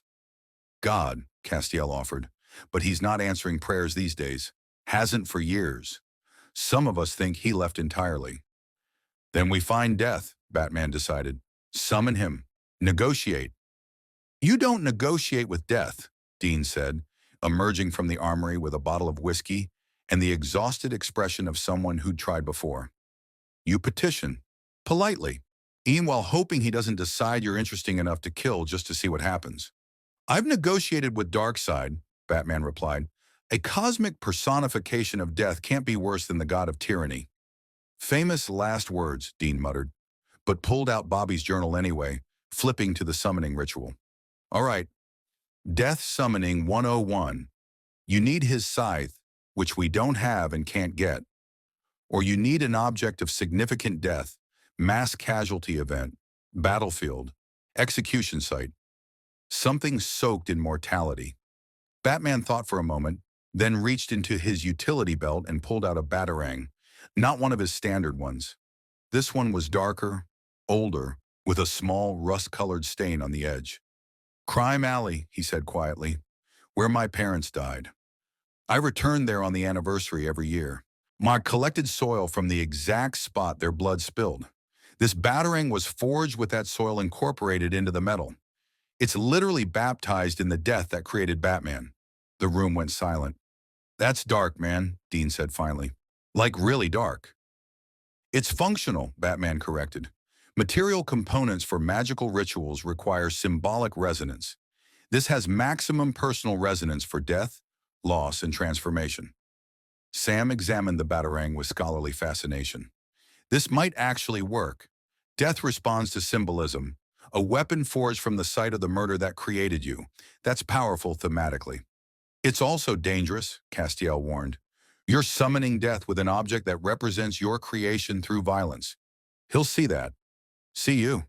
He might decide that Batman is an interesting enough concept to end, just to observe what happens when the symbol dies. Then I'll convince him otherwise, Batman said. Set up the ritual. They prepared for 3 hours, cleared the war room, drew the summoning circle in salt mixed with graveyard dirt, placed candles at cardinal points, black wax, unscented, burned down to specific heights. Sam chanted in Latin while Batman placed the batarang at the circle's center. Nothing happened. Sometimes it takes time, Sam explained. Death comes when the candles extinguished simultaneously. Temperature dropped 40 degrees an instant, and suddenly there was someone in the room who hadn't been there before. Tall, gaunt, impeccably dressed in a black suit, leaning on a cane, munching on something from a paper bag. Chicago-style pizza, Death said conversationally, as if continuing a discussion they'd been having. Extra mushrooms. You know, I've witnessed the rise and fall of cuisines spanning 10,000 years, and humanity's ability to improve upon the simple concept of bread with toppings never ceases to amuse me. He looked at Batman with eyes that had watched stars die. You must be the Bat. I've heard things. Batman kept his expression neutral, but his analytical mind screamed warnings. This entity registered on his sensors as simultaneous nothingness and everything. A void that contained all endings, a presence that had existed before existence. I need to break a demon deal, Batman said directly. Of course you do, Death replied, taking another bite of pizza. Crowley's work. I can smell his sulfur-stained fingerprints all over you. Made you a deal you thought was clever, realized too late it was a trap. Now you want out without consequences. He finished the pizza slice. Do you have any idea how many times I've heard this exact request? I'm not asking for mercy, Batman clarified. I'm asking for justice. Crowley manipulated me into enabling his acquisition of ultimate power. If I complete the deal, I'm complicit in whatever tyranny he enacts. If I don't, my soul is damned. Neither outcome serves justice. Death studied him with ancient interest. You believe in justice? How quaint. I've existed since before your species learned the concept. I've watched civilizations build elaborate justice systems, then collapse into chaos. Justice is a human invention, Batman. I deal in absolutes, death, finality. The end of all stories. Then end my story, Batman challenged. Kill me now. My soul goes to its destination, heaven or hell based on my merits, not Crowley's contract. The deal becomes unenforceable because the contracted party is deceased. Suicide by death, Death mused. Creative, but problematic. If I kill you now, you've failed to complete the deal. Your soul goes to hell regardless. Crowley's contract specifically accounts for death before completion. Then nullify the contract, Batman said. You have the authority. You predate hell's hierarchy. I do, Death agreed, but I rarely exercise that authority. Demon deals serve a function. They teach humans about consequences, about the price of desperation. If I start nullifying every deal that someone regrets, I undermine an important cosmic lesson. Batman had anticipated this. What would it take? What price for voiding the contract? Death smiled, thin and sharp. Now we're negotiating. I do love negotiation. He walked around the summoning circle, examining the Batarang. This is interesting. Forged from the site of your parents' murder. You've carried their death with you all these years, transformed it into a weapon. Very symbolic. He picked up the Batarang, and Batman resisted the urge to stop him. You know what I see when I look at you, Batman? Tell me. A man who should have died in that alley with his parents, Death said. Statistically, the killer could have shot all three of you. Should have, really. No witnesses. But he didn't. You survived. And that survival has had ripple effects across multiple realities. You've saved thousands, inspired millions, become a symbol that transcends your mortality. He paused. But you've also created enormous suffering. Every villain you've fought and refused to kill has killed again. Every time you've chosen your code over permanent solutions, innocents died. The Joker alone has a body count in the thousands because you won't cross that line. I'm aware of the cost, Batman said quietly. Are you? Death challenged. Because from my perspective, you're a man clinging to a promise made by a traumatized child. Your parents would want you alive, Batman. Happy, not crusading through shadows for decades, refusing to kill because an 8-year-old's grief decided that was the line. It's not about what they'd want, Batman replied. It's about what justice requires. The moment I start killing, I become the same as the criminals I fight. I become the gun in Joe Chill's hand. Philosophically fascinating, Death said. Pragmatically questionable. But I respect commitment to principle, even misguided ones. He tossed the Batarang back to Batman. Here's my offer. I'll void Crowley's contract. Your soul becomes unbound, free to proceed to its natural destination upon death. In exchange, you owe me a favor. Dean groaned. Not another favor. That's how this whole mess started. My favor's different, Death assured him. I don't want you to kill someone or steal something. I want you to reap. Batman's eyes narrowed. Explain. There's a soul I need collected, Death said. A human who's evaded his natural death through supernatural means. Magical life extension. Pacts with entities that aren't demons. Clever exploitation of cosmic loopholes. He's lived 247 years beyond his allotted span, causing problems, disrupting the natural order. I want him reaped, but I'm busy with universal concerns. So you'll do it for me. You want me to kill someone, Batman said flatly. I want you to end an unnatural existence, Death corrected. This man isn't alive in any meaningful sense. He's a temporal anomaly walking around in a corpse. His soul should have moved on centuries ago. You'd be restoring balance, not committing murder. Who is he? Sam asked. His current name is Nathaniel Harrow, Death replied. Former alchemist, current collector of cursed artifacts, permanent resident of New Orleans' French Quarter. He's achieved immortality through consuming the life force of others. Not a vampire, something worse. He drains years instead of blood. How my centuries of stolen time keeping him alive while his victims age to death in seconds. Batman processed this. That's serial murder, ongoing threat to innocence. Stopping him would be justified intervention. See? Death said pleasantly. Not so different from your usual work. You stop him, I void your contract with Crowley. Everyone wins except Crowley, which is delightful. What's the catch? Batman asked.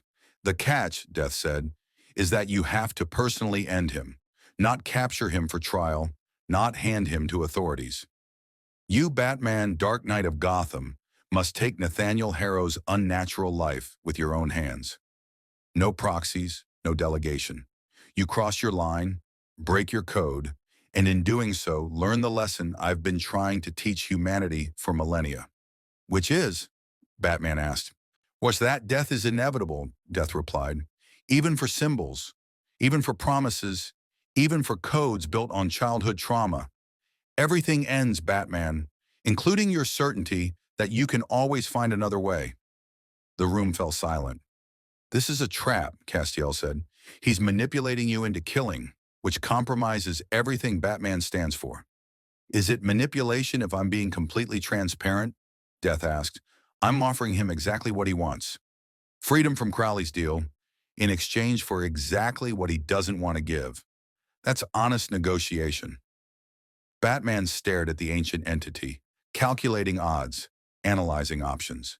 He could refuse, keep searching for alternatives, risk Crowley's wrath and eventual damnation, possibly find another solution, or he could accept.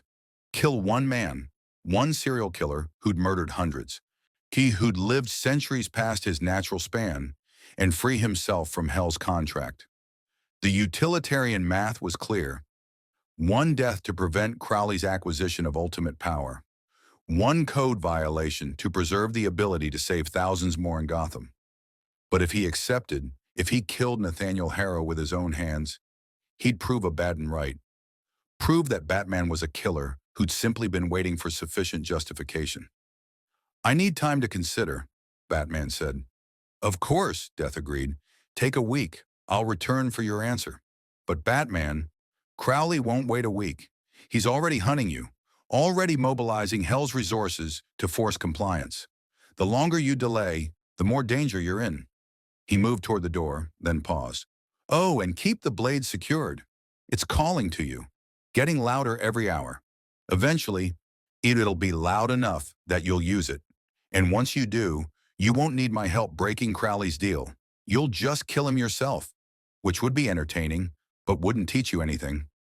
Death vanished, leaving only the smell of pizza and inevitability.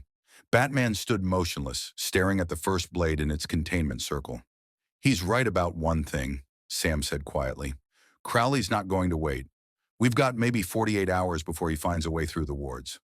Then we use those 48 hours, Batman replied. Research Nathaniel Harrow. Verify Death's claims.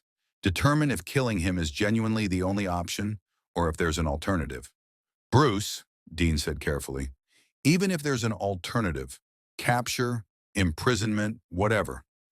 Death specifically said you have to kill Harrow personally. That's the deal. You can't weasel around it. I can decide if I'm taking the deal at all, Batman countered. Which leaves you where? Castiel asked. Bound to Crowley's contract, hunted by hell, eventually dead and damned because you refused to compromise your code. Batman pulled off his cowl, revealing Bruce Wayne's exhausted face. When I was 8 years old, standing in that alley with my parents' blood on my shoes, I made a promise. No guns. No killing. I'd fight crime without becoming a criminal. That promise created Batman. If I break it, if I kill Nathaniel Harrow with my own hands, what am I? Alive, Dean said bluntly, with your soul intact, able to return to Gotham and save people. That's what you are. I'm a hypocrite, Bruce replied. I've watched you kill monsters, approved it, helped you do it. But I always told myself that was different, that vampires and wendigos weren't human anymore, that you were doing what I couldn't. But this, he gestured at nothing. This is me pulling the trigger, me becoming Joe Chill in that alley. Joe Chill killed innocents, Sam said. Nathaniel Harrow is a serial killer who's murdered hundreds. That's not the same thing. It's close enough, Bruce said. And once I cross that line, where does it stop? Do I kill the Joker when I get back to Gotham? After all, he's killed thousands. The utilitarian math works. Do I kill every Arkham inmate who's proven irredeemable? Where's the line between justice and execution? The line, Castiel said, is context, intention, the willingness to make impossible choices when all alternatives are worse. You're not becoming Joe Chill by stopping Nathaniel Harrow. You're preventing hundreds of future deaths. By becoming a killer, Bruce insisted. You already are one, a new voice said. They spun. Crowley stood in the doorway. Impossible. The wards should have kept him out, looking furious and smug simultaneously. How? Sam started. I own hell, Crowley interrupted. You think Enochian wards keep me out indefinitely? I've spent the last 3 days finding workarounds. Took longer than expected. Castiel's more creative than most angels. But here I am, his eyes fixed on Batman. And you, boyo, are in breach of contract. Batman's hand moved to his utility belt.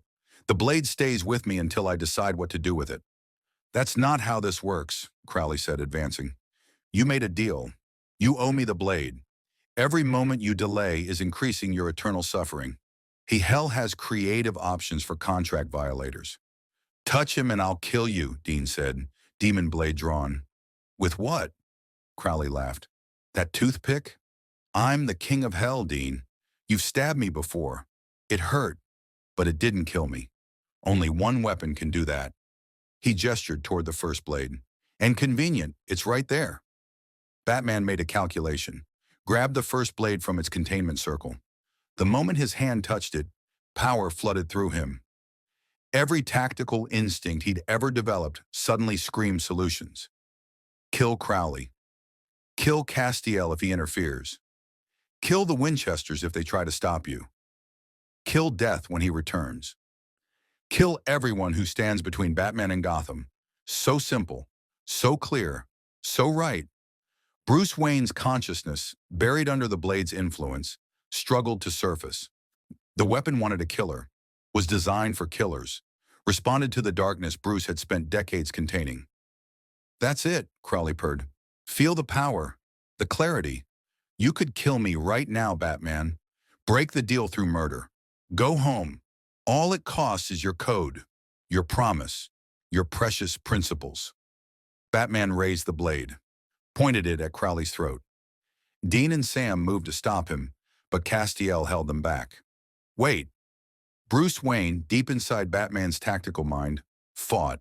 Every meditation technique, every mental discipline, every shred of will he'd built over decades of refusing to become the darkness he fought. The blade screamed for blood. Bruce screamed back, and slowly, impossibly slowly, Batman lowered the weapon. No, he said, voice strained. I'm not killing you. Not with this. And not ever. He threw the blade away, skittering across the floor, and it felt like tearing off his own arm. The withdrawal was immediate and agonizing, the blade's power vanishing, leaving Batman feeling weak, mortal, vulnerable. Crowley stared. You actually resisted the first blade, untempered by the mark. That's not possible. I'm Batman, Bruce replied. Impossible is my specialty. Crowley's expression shifted from shock to calculation. Interesting. Very interesting. You know what, Batman? I'm going to make you a new offer. Keep the blade. I don't want it anymore. What? Dean said. That makes no sense. You manipulated him into stealing it from Abaddon, specifically to see if he'd use it, Crowley interrupted. And he won't, which makes him useless for my purposes, but useful for others. He looked at Batman. The deal still stands. You owe me a favor, but it's not delivering the blade anymore. It's something else. Something I'll specify when the moment's right. That's worse, Sam protested. At least the blade had defined parameters. Something else could be anything. Exactly, Crowley agreed. Life's full of uncertainty, isn't it? He vanished with a snap of his fingers. Batman stood in the sudden silence, exhausted, soul still bound, no closer to freedom than before. He planned this, Castiel said slowly. The entire thing. He never wanted the blade. He wanted to see if you'd use it, to test you. Why? Dean demanded. Because now he knows Batman's limits, Sam realized, knows exactly where his breaking point is. And that information is valuable to the King of Hell. Batman picked up the first blade again, carefully, maintaining mental distance. Then I need to become unpredictable. Death wants me to kill Nathaniel Harrow. Crowley wants me to... something. Everyone wants to use me for their purposes. He looked at his reflection in the blade's ancient metal. Time to stop being everyone's tool. What are you thinking? Dean asked. I'm thinking, Batman said, that if I'm going to kill someone, it should be my choice. Not Crowley's, not Death's, mine. He met their eyes. Take me to New Orleans. I want to meet Nathaniel Harrow, investigate him personally, determine if Death is telling the truth about what he is, and then, Sam pressed, then I'll decide if justice requires his death, Batman finished. On my terms, according to my investigation. Not because a demon or a cosmic entity told me to. That's still killing, Dean pointed out. I know, Batman said. But if I'm going to break my code, if I'm going to become something I swore I'd never be, it'll be because the evidence demands it, not because I had no other choice. Castiel studied him with those ancient eyes. You're rationalizing, trying to maintain control over the uncontrollable. Yes, Batman agreed, because control is all I have left. They prepared to leave for New Orleans, and somewhere in the vast machinery of the universe, Death smiled. The Bat was learning, and learning, Death knew, was just another word for breaking. New Orleans breathed with humidity thick enough to drown in, the French Quarter streets slick with rain and ancient magic. Batman moved across rooftops slicked with moss and history, cowl sensors painting the city in overlapping data, thermal signatures, electromagnetic patterns, the faint metaphysical traces that indicated supernatural activity. Below, Sam and Dean walked through narrow streets, asking questions, following the trail of stolen years. Nathaniel Harrow's residence occupied the third floor of a building older than the United States, accessible only through a courtyard hidden behind iron gates covered in symbols Batman's database couldn't identify. Protection wards, privacy enchantments, layers of magical security that announced this was a man with enemies and the power to keep them at bay. Confirmed sightings go back to 1823, Sam reported through the comm, voice low. Same face, same description. Nathaniel Harrow, collector of artifacts, seller of rare goods. Witnesses describe him as ageless, unsettling, wrong somehow. Local hunters have tried to investigate before. 3 disappeared. 2 went insane. 1 killed himself rather than describe what he'd seen. Metaphysical corruption or direct attack? Batman asked from his vantage point.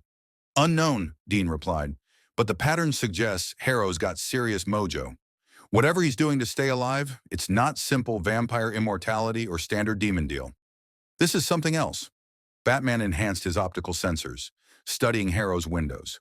Movement inside, a figure, tall, moving with fluid grace. The thermal signature was wrong. Human shape but cold in places that should be warm, hot in places that should be cool, like a mannequin filled with different temperature liquids. I'm going in, Batman decided. Wait for backup, Sam cautioned. If this guy's as dangerous as... I need to see him personally, Batman interrupted. Evaluate the threat. Determine if Death was telling the truth. He attached a grapnel line to the building across the street, preparing to swing to Harrow's balcony. Stay in position. Extract me if I don't report within 20 minutes. He didn't wait for their response. Launched himself across the gap between buildings, cape billowing, and landed silently on the ornate iron balcony.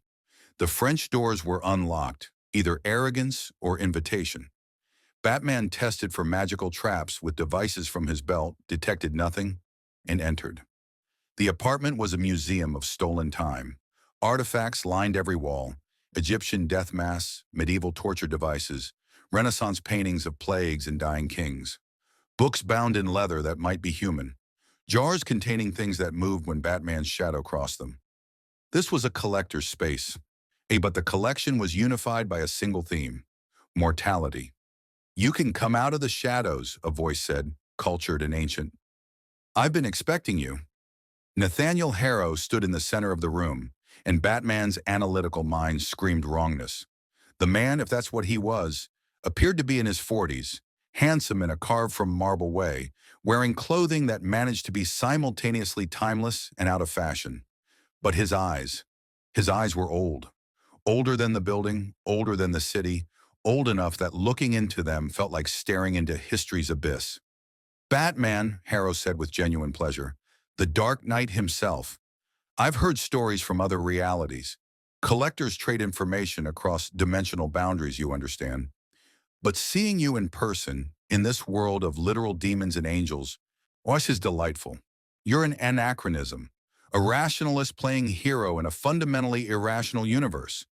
You're Nathaniel Harrow, Batman stated. Alchemist, collector, serial killer.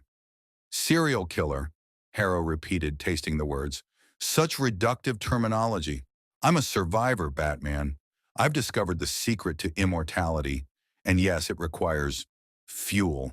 But is that so different from what you do? I don't kill people to extend my life, Batman replied. Don't you? Harrow moved to a shelf, selected a wine glass filled with something that definitely wasn't wine. You risk lives every night. Your sidekicks, those children you draft into your crusade. How many have died? Jason Todd? Stephanie Brown? How many years did they lose because Batman needed soldiers? Batman's fist clenched. Oh, they chose to fight. As did my victims, Harrow countered. Oh, they didn't volunteer explicitly, but they made choices that brought them to me. Gamblers who wagered more than money. Addicts seeking one more high. Desperate souls willing to trade anything for what they needed. I simply accepted their offers. You drained their life force, Batman said.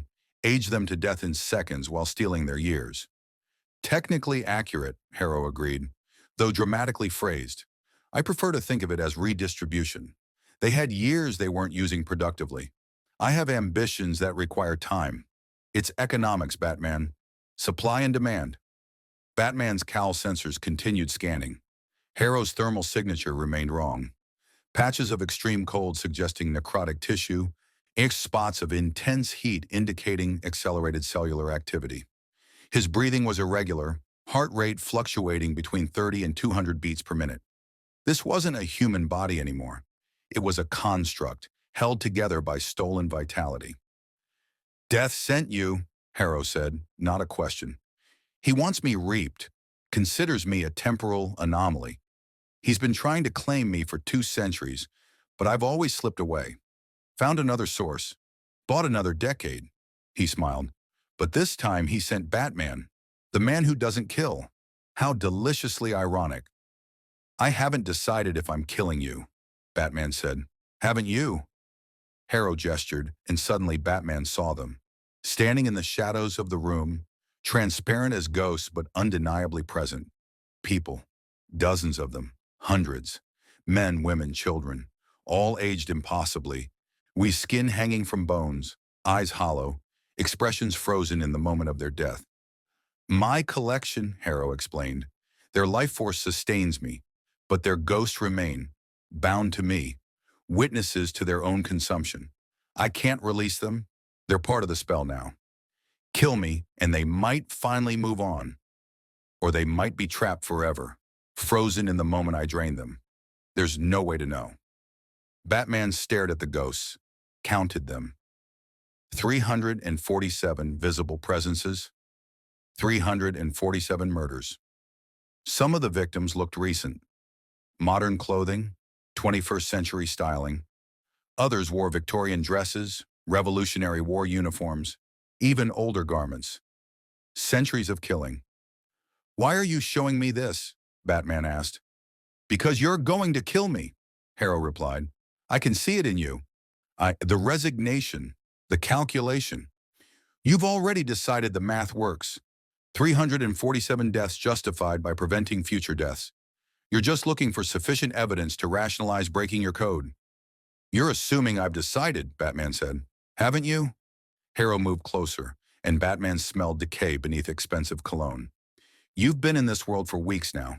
Watched vampires burn, helped hunters kill monsters, compromised your principles piece by piece.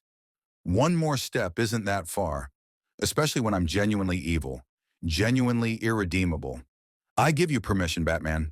Kill me. Free those ghosts. Stop future deaths.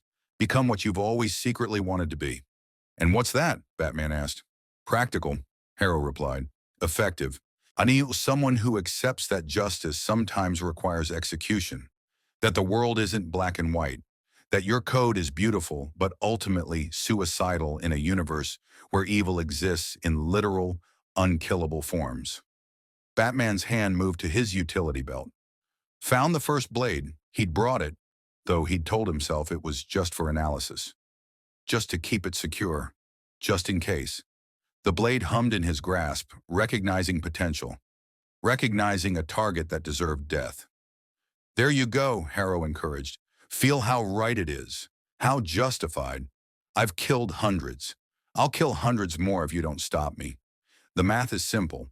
One death, mine, prevents infinite suffering. Batman raised the blade. 347 ghosts watched with hollow eyes, waiting, hoping, desperate for release from the limbo they'd been trapped in for decades or centuries. Bruce Wayne's mind raced through calculations, through philosophy, through the promise he'd made in that alley 20 years ago. No killing, no guns. I won't become the man who took my parents. But what if the man who took his parents had been like Harrow, a serial killer, irredeemable, guaranteed to kill again if left alive? Would 8-year-old Bruce have wanted him stopped? Permanently? You're overthinking it, Harrow said softly. Just one cut. Quick, clean, justified, necessary. Do it, Batman. Cross that line. Become what Gotham actually needs, a protector willing to make hard choices. The blade's edge moved closer to Harrow's throat, and Batman saw it, a flash across Harrow's face. Not fear, satisfaction. You want me to kill you, Batman realized, while lowering the blade slightly. This entire display, the confession, the ghosts, you're trying to manipulate me into executing you. Harrow's smile faltered. I'm giving you the truth, offering you the pragmatic solution. Why? Batman pressed. Why would an immortal who spent centuries avoiding death suddenly want to die? What's the angle? There's no angle, Harrow insisted, but Batman heard the lie in his voice. Batman's analytical mind assembled pieces. Harrow's wrongness, the thermal irregularities, the ghost bound to him. Death's unusual interest in this specific case. The setup was too perfect, too designed to make Batman cross his line. This isn't about you at all, Batman said slowly. You're a test. Death set this up specifically to see if I'd kill. The entire scenario, the irredeemable villain, the evidence of mass murder, with a rational justification, it's structured to make killing seem like the only logical choice. That's paranoid conspiracy theory, Harrow said, but something in his eyes confirmed Batman's suspicion. Death said you'd lived 247 years beyond your natural span, Batman continued, thinking out loud. But the ghosts here only go back about 200 years based on their clothing. Where are the earlier victims? The first decades of murders? Harrow said nothing. They don't exist, Batman concluded, because you didn't start killing 247 years ago. You started maybe 190 years ago. Death lied about your timeline to make you seem more dangerous, more irredeemable, to pressure me into making a decision I'd regret. Even if that's true, Harrow said, I've still killed hundreds. That part is real. These ghosts are real. Even the future victims I'll create are real. Your conspiracy theory doesn't change the fundamental equation. No, Batman agreed, but it changes the context. This isn't about stopping you. It's about teaching me a lesson, about forcing me to compromise. And I don't learn lessons at gunpoint. He sheathed the first blade, the weapon screaming frustration in his mind. You're really not going to kill me, Harrow said, and now he sounded disappointed, genuinely upset. Even knowing what I am, what I'll do. I'm going to stop you, Batman corrected, but not by becoming you. He pulled out a device from his utility belt, a modified taser, upgraded with Men of Letters technology Sam had helped him build. Metaphysical disruptor, designed to sever magical connections. Batman fired it into Harrow's chest. The alchemist screamed as electricity and enchantment tore through him. The stolen years began to unravel, his body aging rapidly, skin sagging, bones becoming brittle. The ghosts around the room brightened, becoming more solid, more real. What? What are you doing? Harrow gasped, falling to his knees. Severing your connection to the stolen life force, Batman explained. Returning the years to their rightful owners. The victims are already dead. I can't change that. But I can release their trapped spirits. Let them move on naturally. The ghosts began to fade, not vanishing into nothingness, but dissolving with expressions of relief. Peace. Finally, after centuries, they were being allowed to die properly. Harrow aged before Batman's eyes. 40 years old became 60, 80, 100. His skin turned to paper, bones visible through translucent flesh. Within 30 seconds, he looked like a mummy, ancient beyond ancient, held together by nothing but the last dregs of stolen vitality. "You're killing me," Harrow wheezed. "Just slower." "I'm letting you die naturally," Batman corrected. "There's a difference.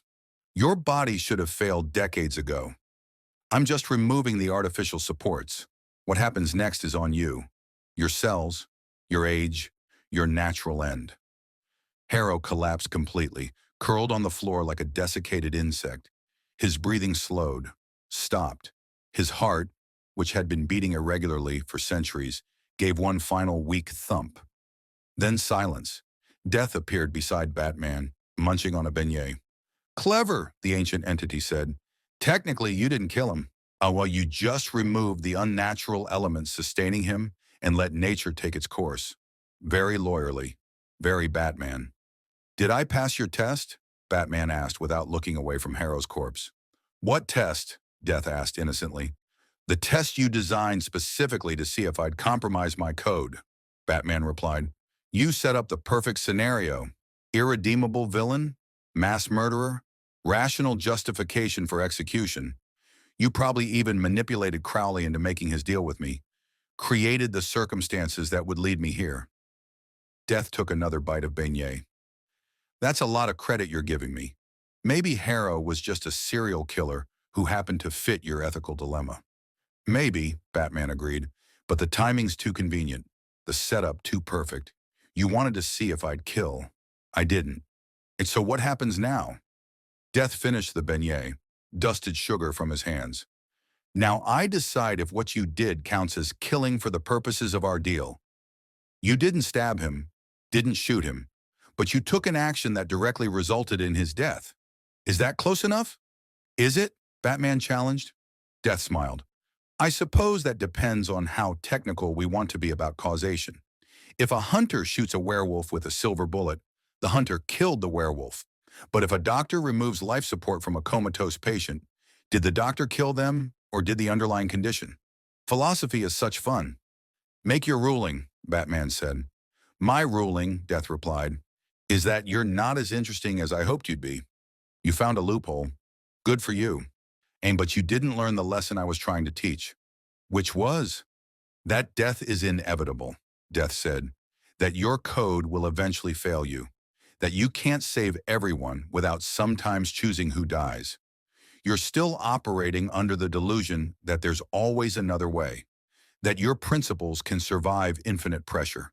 He paused. "But they can't, Batman.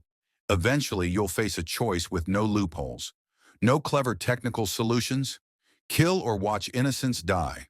And when that moment comes, you'll break. Or you'll let people die. Either way, your code fails." "Then I'll face that moment when it comes," Batman replied. "On my terms, not yours." Death studied him for a long moment. "All right, I'll void Crowley's contract. You've earned that much. Your soul is unbound. You're free to proceed to its natural destination upon death. The debt is settled." Batman felt it, the metaphysical hook in his soul withdrawing, the binding contract dissolving. Freedom. He was free of Crowley's deal. "But," Death added, "you still owe me, because technically you didn't kill Harrow, which means you didn't complete my favor, which means the debt remains. Different debt, Different terms, but still owed. That's not, Batman started. Fair? Death interrupted. I'm Death, Batman. I'm not fair. I'm inevitable. Consider it motivation to keep searching for that way home. Because eventually I'll come to collect. And when I do, I'll offer you a choice you can't clever your way out of. The ancient entity vanished, leaving only the smell of sugar and mortality. Batman stood over Nathaniel Harrow's corpse, free of Crowley's contract but bound to Death's undefined debt. One step forward, one step sideways. Never quite free, never quite trapped. His calm crackled. Bruce, you alive in there? Dean's voice tense with worry. Alive, Batman confirmed. Target neutralized. Ghost released. No casualties. Did you? Sam's voice, the question unfinished. No, Batman replied. I found another way. Outside, the French Quarter continued its eternal revelry, unaware that in a third-floor apartment, the Dark Knight had faced his greatest temptation and refused to fall. The relief Sam and Dean felt was palpable even through the calm. But Batman knew the truth that Death had just confirmed. This wasn't victory, it was delay. Eventually, in this world or his own, he'd face a choice with no alternatives. No loopholes, no clever solutions. Kill or let innocence die. When that moment came, and it would come, Bruce Wayne would have to decide which promise to break, the one to his parents or the one to protect the innocent. He gathered evidence from Harrow's apartment, documentation of centuries of murders, artifacts that might help other hunters, magical texts that Sam would want to study, professional work, methodical. The routine of investigation helping to distance him from the realization that he'd come within seconds of becoming everything he'd sworn never to be. The first blade remained in his belt, quiet now but not silent, never silent, always whispering, always offering the simple solution: kill. Batman descended into New Orleans night, and somewhere in the vast machinery of the universe, Death smiled. The Bat had won this round, but the game was far from over. And Death, unlike demons or angels or even God himself, had infinite patience.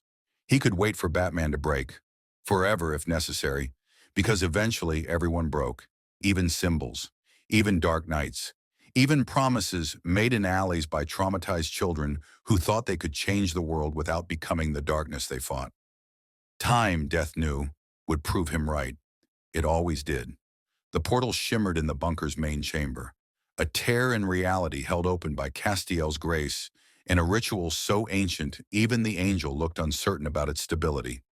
Through the wavering membrane of light and distortion, Batman could see Gotham. His Gotham, rain-slicked streets and Gothic architecture. The bat signal cutting through clouds like a prayer answered. 3 months. He'd been trapped in this world for 3 months. Fighting demons and burning monsters and compromising principles he'd spent 20 years building.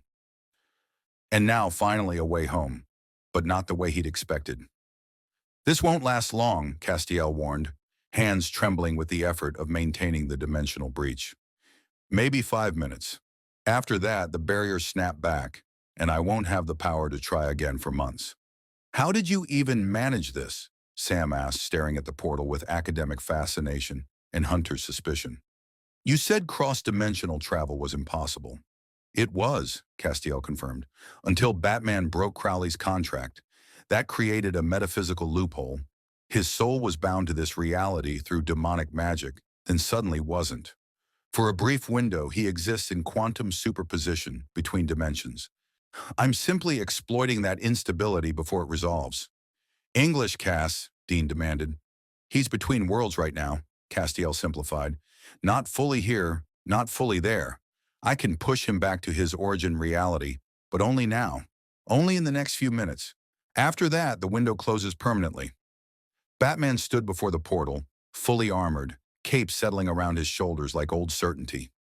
His utility belt was restocked, not with Wayne tech, which this world couldn't replicate, but with Hunter tools.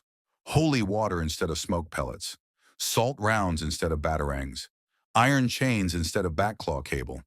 He'd adapted to this world's threats, learned its rules, carried its weight, and now he was supposed to walk away. You're hesitating, Dean observed, after everything, fighting to get home, making deals, nearly killing people. Now that the door's open, you're hesitating. I'm thinking, Batman corrected, but Dean wasn't wrong. Through the portal, he could see movement. The Bat family responding to some crisis. Dick Grayson in the Nightwing suit, Tim Drake coordinating from the Batcave, Barbara Gordon's voice crackling through comms. They'd continued the mission without him, adapted, survived. They'd missed him, but they hadn't needed him. Gotham's still standing, Sam said quietly, following Batman's gaze. Your family kept it safe. They're good, Bruce. Really good. You trained them well. I abandoned them, Batman replied, vanished without explanation, left them to fight my war without support. You were pulled through a dimensional rift by magic you couldn't control, Castiel countered. That's not abandonment. When that's circumstance. It's still failure, Batman said. I should have been there. And now you can be, Dean pointed out. So go. Walk through.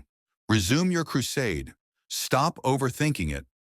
But Batman was thinking about Melissa Hargrove, the werewolf teacher he'd helped instead of killing, about the research they'd started, finding ways to help cursed humans maintain control, about the alternative approaches to hunting he'd been developing, methods that preserved life instead of ending it. He was thinking about Sam and Dean, hunters who'd welcomed a stranger from another reality, taught him their world's rules, stood beside him against demons and death itself. He was thinking about this world's desperate need for someone who believed there was always another way. If I leave, Batman said slowly, who continues the research? Who helps the next werewolf, the next cursed human who's trying to fight their nature? We will, Sam assured him. Bruce, you've given us new perspectives, new approaches. We'll keep that work going. Will you? Batman challenged. Or will the next hunt come, and the next crisis, and you'll fall back into the pattern of kill first, ask later, because it's efficient? Dean's jaw tightened. That's not fair. Isn't it? Batman pressed. I've watched you hunt for 3 months. You're good at what you do. The best. But you're also exhausted, worn down by years of making impossible choices. You need someone who hasn't been ground down by this world's brutality. Someone who still believes mercy is possible. So stay, Dean said, and there was something raw in his voice. If you think you can make a difference here, if you think we need you more than Gotham does, stay. Batman looked at the portal, at Gotham, at home, then back at Sam and Dean, at Castiel, at the bunker's library filled with research into alternative methods, into saving instead of destroying, into hope in a world designed to crush it. I can't, Batman said finally. Gotham is my responsibility, my mission. I can't abandon it for... An alarm shrieked through the bunker. Sam's phone lit up with emergency alerts. Dean grabbed his laptop, pulling up news feeds, and his face went pale. Nebraska, he said. Omaha, something's killing people. Fast. 20 dead in the last hour. Witnesses describe... He stopped, reading. Describe a darkness. Moving darkness that drains life on contact. Reaper? Castiel suggested. Reapers don't leave bodies, Sam countered. He cross-referencing lore databases. This is something else. Something that feeds on life force like Harrow did, but mobile, aggressive. It's moving through downtown, killing everyone it touches. The portal flickered. Castiel grimaced. 4 minutes remaining. Batman, if you're going home, it has to be now. Batman stared at the newsfeed, at the casualty count climbing. 23 dead, 25, 30. How far is Omaha? He asked. 2 hours, Dean said. But Bruce, the portal. I know, Batman interrupted. He looked at Gotham through the shimmering light, at the city he'd sworn to protect, at Alfred, somewhere in that rainy darkness, still grieving, at the mission he'd built his entire life around, then at the people dying in Nebraska, right now. While he hesitated, the utilitarian math was terrible. Gotham had the Bat family, had resources, had heroes who could handle the night-to-night threats. Omaha had hunters spread thin across the country and something killing dozens of people per hour. Cass, Batman said, voice steady despite the enormity of what he was deciding. Close the portal. Bruce, no, Sam started. Close it, Batman repeated. There are people dying in Omaha, right now. That's the immediate crisis. That's what needs Batman. Gotham needs Batman, Dean argued. That's your home, your city, your entire reason for existing. Batman exists to protect the innocent, Bruce corrected. Whether that's in Gotham or Omaha doesn't change the core mission. People are dying. I can help. The choice is simple. It's not simple, Sam said desperately. You're giving up your home, your family, everything you fought for. For what? To hunt one monster in Nebraska? For the principle, Batman replied. That's what Batman is. Not a man, not Bruce Wayne. A principle. The idea that there's always someone willing to stand between the innocent and the darkness. Gotham has that already. Dick, Tim, Barbara. They've proven they can carry the symbol. Omaha has no one. The portal flickered again. Castiel's face was strained. 2 minutes. Bruce, this is your last chance. Walk through now, or the opportunity is gone. Possibly forever. Batman turned his back on the portal. On Gotham. On home. Faced Sam and Dean instead. Let's go to Omaha, he said. Bruce. Dean tried one more time. I've made my choice, Batman interrupted. People need help. That's all that matters. Now are you coming, or do I hunt this thing alone? Sam and Dean looked at each other. In a silent conversation passed between them. Years of partnership, understanding, shared values. Then Dean grabbed his jacket and headed for the Impala. You're an idiot, Dean said. Noble, heroic, completely insane, but an idiot. I've been called worse, Batman replied. Castiel released the portal. The window to Gotham collapsed with a sound like reality sighing, and suddenly the bunker was just a bunker again.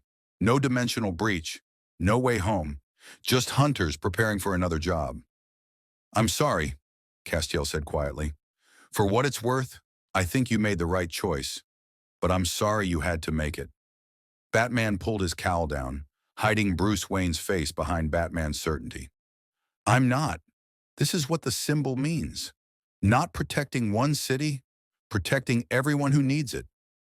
They loaded into the Impala, Sam in passenger, a Batman in back, like always. Dean behind the wheel. The engine roared to life, that distinctive rumble that Batman had come to associate with hunting, with purpose, with the mission that transcended locations. As they drove toward Omaha, toward the crisis, toward whatever darkness was killing innocence, Batman allowed himself one moment of grief. For Gotham, for Alfred, for the life he'd chosen to leave behind. Then he pushed it aside and focused on the hunt, on the research, on the tactical analysis of whatever was waiting for them in Nebraska. You know, Sam said after 30 minutes of silence, we could still find you a way home. Research dimensional magic. Try again when Cass has more grace. You don't have to stay in this world forever. Maybe, Batman acknowledged, but right now this world needs what I can offer. On a different perspective, alternative methods, someone who hasn't accepted that killing is inevitable. You watch vampires burn, Dean reminded him.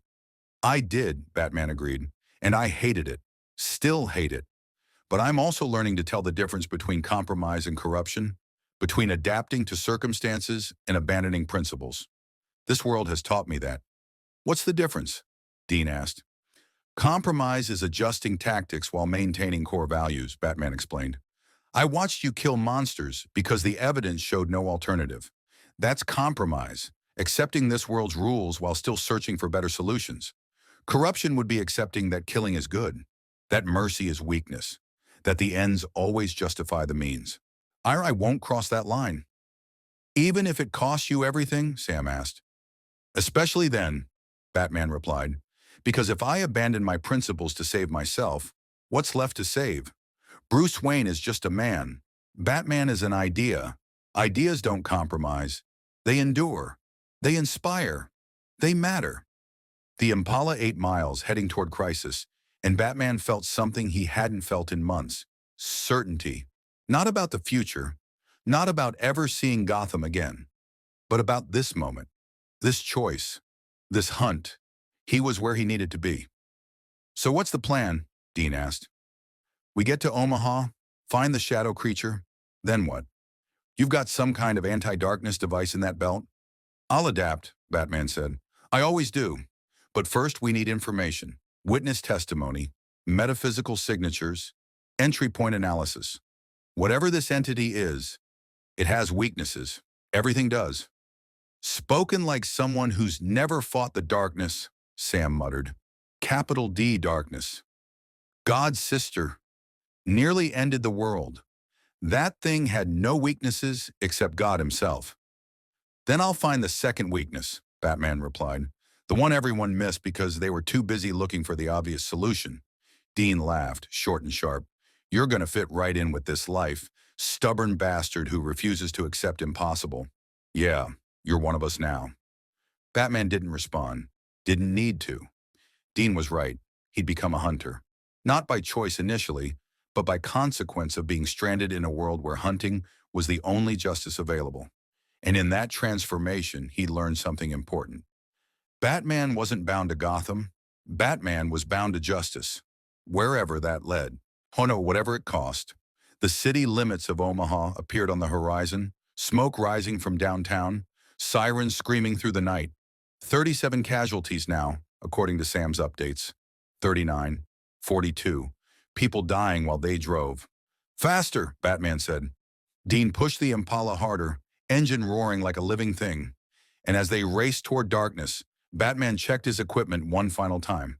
The first blade remained in his belt. He couldn't destroy it, couldn't leave it where demons might find it, so he carried it. A constant reminder of temptation, of the easy solution he refused to take. Holy water, salt rounds, iron shavings, angel blade borrowed from Castiel. Tools of hunting in a world where monsters were literal and mercy was rare. But also restraints, containment gear, the werewolf research, plans for facilities that could hold supernatural beings without killing them. Hope in a world designed to crush it. That's what Batman brought to hunting. Not just another fighter, another perspective. The stubborn insistence that there was always another way, even when evidence suggested otherwise. Contact in 3 minutes, Sam announced, tracking the entity's movement through emergency services reports. It's in a shopping district. Dozens of civilians in the area. Evacuation status? Batman asked. In progress but chaotic, Sam replied. Police are trying, but they don't understand what they're facing. They're treating it like a terrorist attack or chemical weapon. Then we show them, Batman said. We end the threat, save the civilians, and we do it without becoming the monsters we fight. Dean met his eyes in the rearview mirror. And if there's no other way, if it's kill or let it murder everyone in that shopping district? Batman held his gaze. Then we find a third option. We always find a third option. Optimist, Dean accused. Realist, Batman corrected. I've fought the Joker, Darkseid, and the collective insanity of Gotham's criminal underworld for 20 years without killing. I'm not starting now. The Impala screeched around a corner, and suddenly they were there. Downtown Omaha, chaos and screaming, a darkness that moved like oil through the streets, reaching for civilians who ran too slowly. Bodies. So many bodies. Batman was out of the car before Dean fully stopped, cape billowing as he sprinted toward the entity. His analytical mind was already processing. Movement patterns, attack vectors, the way the darkness seemed to feed on fear as much as life force. Sam and Dean flanked him, weapons ready, and together they moved toward the crisis with the practiced coordination of hunters who'd worked together long enough to anticipate each other. The darkness sensed them, turned, flowed toward them like sentient shadow. And Batman, the dark knight of Gotham, transplanted into a world of biblical demons and literal hell, did what he'd been trained to do since he was 8 years old, standing in an alley. He fought, not with killing, not with surrender, but with tactical precision, with adaptability, with the absolute refusal to accept that any problem was unsolvable. The battle was vicious. The darkness was fast, powerful, hungry. It caught Batman once, wrapped around his arm, and he felt his life force draining, aging him years in seconds. But he'd prepared for this, had asked Castiel to bless his armor with angelic grace specifically for entities that fed on vitality. The darkness recoiled, hissing. Batman pressed the advantage, not to kill, to contain, to understand. to find the solution everyone else had missed because they'd been too focused on destruction. And as the fight raged, as Sam and Dean supported him with exorcisms and holy water and everything hunters knew about darkness entities, Batman realized something. This was where he belonged, not because he'd chosen it, but because the mission had led him here. Because justice wasn't bound by geography or dimension or circumstance. Justice was wherever innocence needed protecting, wherever darkness needed pushing back, wherever someone had to stand between the monster and its victims and refuse to become a monster in the process. Gotham had the Bat family, had other heroes, had a symbol that would endure whether or not Bruce Wayne wore the cowl. This world, this brutal, supernatural, unforgiving reality, had hunters who did what needed doing, but carried the weight of every compromise. They needed someone who wouldn't compromise, someone who'd stand as proof that mercy was possible even here, that there was always another way, even when the way was hidden. They needed Batman, and Batman, for the first time since falling through that rift 3 months ago, felt like he was exactly where he was supposed to be.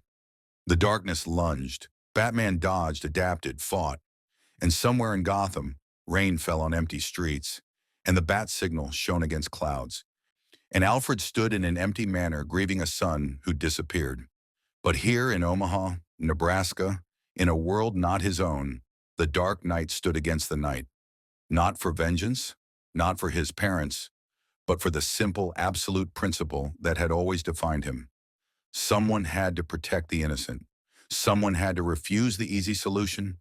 Someone had to prove that justice could exist without becoming tyranny, that protection could exist without becoming control, that the darkness could be fought without becoming it. Batman had always been that someone, and dimensional barriers didn't change the mission. They only expanded it. The fight continued. The darkness shrieked. Civilians ran for safety. And in the chaos and terror and desperate struggle, Batman smiled behind his cowl, because he was home, not in Gotham, but in the mission, in the eternal fight between light and shadow, in the space where impossible choices met impossible determination. He was Batman, and Batman didn't quit. Not for Gotham, not for home, not for anything except the innocent who needed protecting and the darkness that needed to be pushed back one more night. The portal to Gotham was closed. The way home was gone. But the mission, the true mission, the one that had created Batman in that alley 20 years ago, continued and would continue for as long as the innocent needed a guardian, for as long as monsters needed someone to face them without becoming them, for as long as this world or any world needed proof that justice could wear a mask and never draw blood. Forever, if necessary, Batman fought on. And the darkness learned what the Joker and Darkseid and every villain in every universe learned eventually. Some symbols don't break. Some promises don't compromise. Some nights don't fall. Even in the darkest night, especially in the darkest night. The darkness entity lay contained in a circle of blessed salt and angelic grace, its form compressed into something almost crystalline. Still alive, still conscious, but no longer able to harm. Batman had found the solution everyone else had missed. The creature didn't need to be killed. It needed to be starved of the fear that powered it, then contained in a metaphysical prison that prevented feeding. It would remain trapped until they could find a permanent solution. Exiled to another dimension, perhaps. Binding to an artifact. Something other than execution. Why, Sam looked at the containment with genuine awe. In 10 years of hunting, I've never seen anyone trap a shade without killing it. Everything has weaknesses, Batman replied, monitoring the prison's stability. You just have to find them.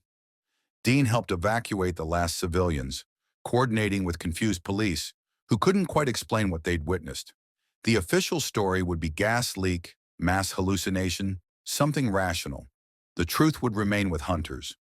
Castiel appeared beside Batman, looking tired but satisfied. The portal to your Gotham, I could try again, in a few months, when I've recovered enough grace. Don't, Batman said. The angel tilted his head. You're certain? You chose to stay for this hunt, but you don't have to stay forever.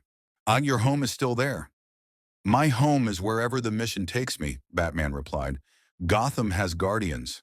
This world needs what I can offer. Proof that hunting doesn't require surrendering humanity. That mercy is possible even here. You'll die here eventually, Castiel warned. Hunters don't retire. They die on hunts.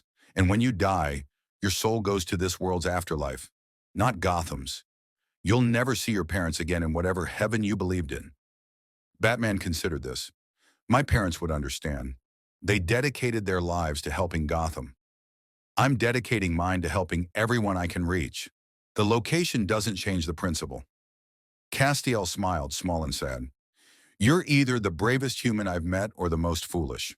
I haven't decided which. Both, Batman said. Sure, definitely both. The Impala idled nearby, engine running, ready for the next hunt.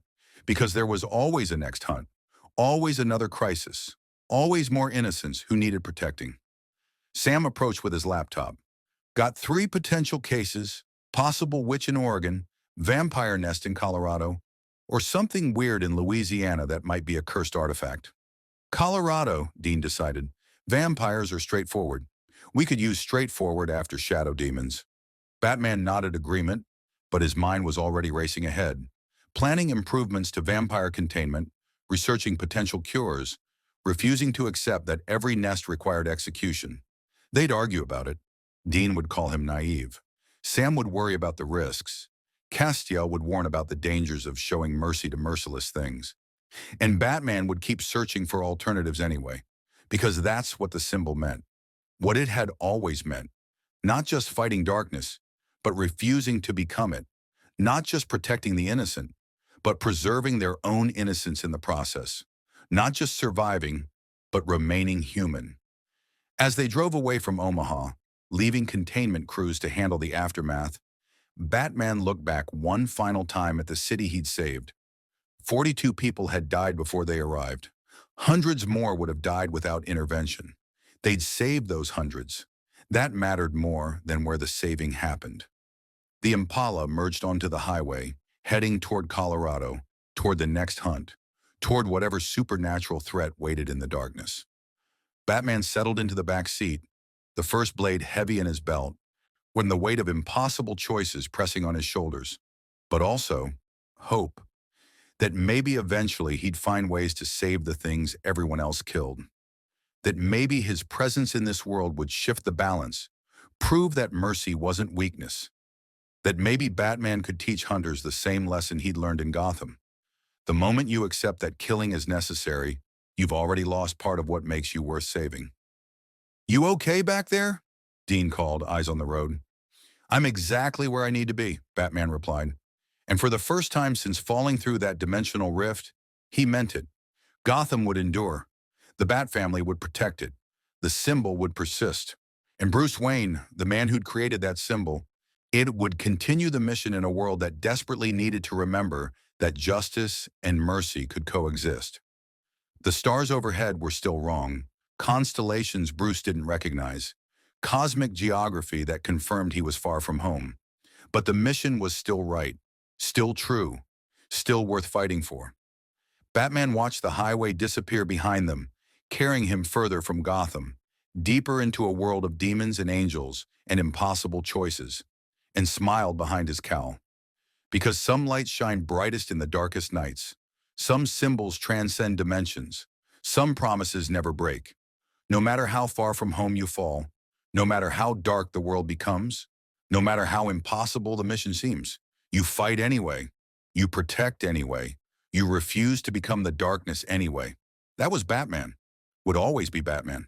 Or in Gotham, or in the supernatural universe, or in any reality that needed proof that justice could wear a mask and never draw blood. The hunt continued. The mission endured.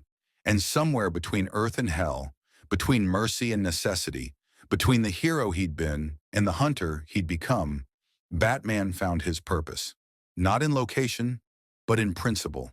Not in returning home, but in carrying home with him the values, the code, the absolute refusal to accept that evil could only be fought by becoming it. The Impala's engine rumbled. The highway stretched ahead. Another hunt waited. Batman was ready.